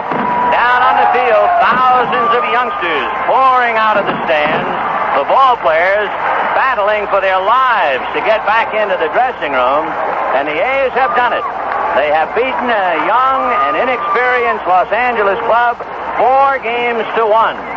And in 4 wins, 3 of the 4 games decided by the score of 3-2. For Oakland, 3 runs, 6 hits, 1 error. And for the Dodgers, 2 runs, 5 hits, and 1 error. We'll have more right after this message. Who makes it come? Now there's the breeze. White out that great taste in tobacco from 5 different countries. Too hard water, y'all to know. Y'all to know. White out that There's a little town in western Pennsylvania called Oil City where they make peace of mind for car owners. Quaker State Motor Oil. They refine it from 100% pure Pennsylvania-grade crude oil, the world's choicest. Then they fortify it to protect your engine against heat and rust and dirt and wear. Quaker State. Who says you can't buy peace of mind? Quaker State your car. You keep it running young. You keep it running young. Commissioner Boykuhn has just presented the trophy to Captain Sal Bando. Let's go down to the dressing room. Especially, just 1-run games every time. We're going to keep it alive in 75. Mr. Commissioner, on behalf of my teammates and Mr. Finley, thank you very much. We hope we're back here next year, and God bless all of you. Thank you. Reggie Jackson's joined the crowd. Reggie, congratulations. Thanks a lot, Tony. It's nice to be a part of it, man. I ain't got nothing to say. That was a pretty good... Oh, you don't want to do that. Don't do that. Somebody said they were going against you, Mr. Commissioner. Right, Commissioner. What do you think of that? Huh? He's a program guy. Reggie, that is one heck of a throw you made in right field against Buckner through Green. Thanks, Tony. I saw a bit that Billy might get a bad hop. The ball bounced over his glove, and luckily Greeny was right there with a great arm, and Greeny, all hit, no field, made a great play to Bando. We were out of it. Our Latin American friend, Dagoberto Campaneris, congratulations for 3 consecutive. Yes, I'm so happy to win that for 3 times in a row. What about a comment, Sal, on this Dodger ball club? You beat them in 4-5, but they could turn around next week and they may do the same thing to you. Well, Tony, they're a great ball club. They remind me of the A's in 1972, and I think they're going to be here many years to come, and I wish them the best of luck, and we'll hope to see them next year. Reggie? Tony, the Dodgers have a great ball club. I don't think we ever really saw the real Dodger club. I think that the reason we beat them was because of the fact we played with a little more poise, a little more experience. We took advantage of the opportunities, and I I feel today, I know they're a great club. I believe we're the best in baseball, but I don't think we really stole the best Dodger club. Reggie, also, pitching is such an important part during a regular season, and also during a short series, and your pitching was superb once again. Thanks, Tony. Thanks to me. Let somebody else come here. Okay, Monty, here's Ray Fosse. Okay, here's Ray Fosse, the catcher for the A's. Ray, we got our microphone. Don't lose your board high here. I knew we'd get this. Ray Fosse hit a big home run. You had a big World Series. You had a big playoffs, Ray. You just made some fantastic throws, and it looked to me like the spirit that Ray Fosse had and the great job you did in the playoffs kind of turned this club on. Thank you, Monty. It's just a great feeling. Last year was great, but you know, it's even greater to win it the second time. A lot of them the third time, and it's just great, and I'd want to do it again next year. Ray, how were the pitchers throwing today? Vital the first 6 innings. Looked in the press box as if you were throwing a few more breaking balls, but very good. Yes, he was, Monty. He was throwing real good breaking balls. He was throwing the ball hard, but he started losing it. At the last inning that they scored 2 runs, he lost it a little bit. Tried to get inside. He didn't have the good fastball. Raleigh Fingers, I don't see how he did it, but he just continues to keep on throwing. Every time you turn around, Ray, congratulations. Here's the man in green. They really put color into baseball and in the World Series. Charlie Finley, once more in 74, 3 in a row. How do you feel right now? Monty, I feel beautifully, and each year it just gets better and better. And you know what our theme song, our motto was this year? Once more in 74. We've already got it going now for next year.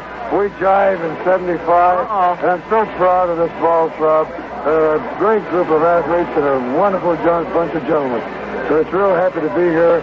We want to next year try to make it 4 in a row. Thank you very Charlie, much. I'd like to ask you one question if I could. I'm going to put you on the spot. Will Alvin Dark be back next year? Well, I'll have to talk to Alvin about that. We've been so busy winning the division titles and the American League and now the World Championship. So now Alvin and I will have a little time for the first time to sit down and talk and discuss things. He's done a good job, hasn't he? I think he's done an excellent job. He's been a very honest man all season long. He says he talks with you, and there's no question about it. He's a fine gentleman, and we've been very happy to have him. Thank you, Charlie. Okay. The words of Charles O. Finley, and in the dressing room, Reggie Jackson, the incomparable, the irrepressible, the incorrigible, poured champagne over Commissioner Bowie Kuhn, who doesn't like the idea of champagne in the dressing room at all anyway. And then Charles O. Finley refused to say whether or not definitely Alvin Dark would be back to manage the world champions next year. We'll be back with more World Series coverage in just 1 minute. A good shave and a good shave cream go hand in hand. You'll get that good shave with Foamy Shave Cream by Gillette. Foamy has the thick, rich lather that tells you Gillette knows just about everything there is to know about shaving. Rich, creamy Foamy keeps your beard moist, makes shaving easy. That's why more men reach for Foamy than any other shave cream. When you want a good shave, get the Great Shave Cream. Thick, rich, Foamy by Gillette. Enough is enough. America, take your pick. Rickles or Right Guard. This country's not big enough for both of us. You know, my act is making people sweat. But how can I make you sweat if you're always using Right Guard antiperspirant? Right Guard has a super dry anti-stain formula to help keep you dry. I'm trying to get you hot and bothered, and Right Guard helps keep you cool. One of us has got to go. It's up to you. Rickles or Right Guard? You'd rather have Rickles. Wouldn't you? Well, the short score again as the A's win it 4 games to 1. 3 runs, 6 hits, 1 error. For Los Angeles, 2 runs, 5 hits, and 1 error. Loses Mike Marshall. He gave up the home run to Joe Rudy, the winner. He pitched only a third of an inning as Blue Moon Odom. And the A's have won this World Series, getting only 30 hits in 5 games. And Vin Scully, the only game the Dodgers won was when the tying run, Herb Washington, was picked off first base in the 9th inning. That seemed very big at the moment. But Billy Buckner ran the Dodgers out of a chance to survive for at least another game in this World Series. I think everybody connected with the series, all of the writers and broadcasters, all of us have to be careful in one respect, because you constantly talk about the Dodger mistakes, which, of course, take some of the luster off the Oakland A's championship. They're the champions, and they've won it. The Dodgers made life miserable for themselves, and that one quality that we talked about at the start of the series, the maturity and the experience of the Oakland A's, would that be a factor in this series? And I think indeed it was. It was first in the Dodger mistakes, and secondly, it was in the A's ability to cash them in. And they even cashed in an offensive mistake. And of course, that shows you how it went. There were quite a few Dodger mental errors, throwing errors, fielding errors, errors of commission. And then tonight, when they made one more error, a base running error, well, he still might have made it to third, except for a perfect throw by Dick Green. So again, as we said, all of us have to be careful. We talk about the Dodger mistakes. We talk about how their mistakes lost the World Series. But by no means do we want to take anything away from the champion Oakland A's. They well deserved their win. They well deserved their third championship in a row. And to get back to the biggest single difference, I guess, it would be that the A's came in experienced with 3 outstanding starting pitchers and an outstanding relief pitcher. The Dodgers came in inexperienced, 2 outstanding starters, 1 outstanding reliever, and so they were a buck short. And yet, then I'll guarantee you the next time around, in whatever sport it is, the young team, even though the experts will say, look out for that experience, look out for that maturity, people will say, has nothing to do with it. Good hitting, good running, good throwing, whatever it may be, will out. But if the Dodgers, Jim, had won this series, people would have said, you see, they're hungry, they're young, while the A's were fat and complacent. So you can look at it any way you want. That's right, but maturity does count for a lot, and the Dodgers, as Sal Bando said in the dressing room, remind him of the A's of 1972. And said Sal Bando, the Dodgers are going to be in a lot more World Series real quick. We'll be back with the final roundup of today's final World Series game in just 1 minute. Chrysler Corporation's new 12-month unlimited mileage warranty promises that any part we supply on your 1975 Dodge, Plymouth, or Chrysler passenger car, which proves defective in the first full year of normal service, regardless of mileage, will be fixed without charge by your Chrysler Motors Corporation dealer, with the following exceptions: tires. That's all the exceptions? That's all. For how many miles? As many miles as you can drive in 1 full year. But, what's the catch? I mean, what do I have to do? Just take care of normal maintenance, such as changing filters and wiper blades. Wow. I call that very confident. We call it the clincher. The clincher? The clincher from Chrysler Corporation. It's going to take better care of the people who buy our cars. The crowd continues to mill about on the field. The excitement, of course, has just begun in Oakland. For the Dodgers, it's wait till next year. And for Vin Scully, our thanks to you for being with us before the NBC microphone. Jimmy, thank you. It was nice working with you. It was a fine series.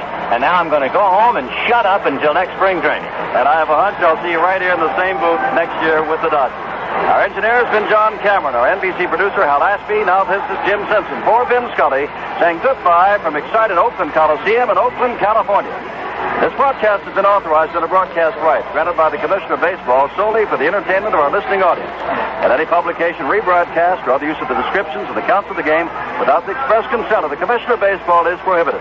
And the Commissioner of Baseball has the right of approval of the announcers of this event.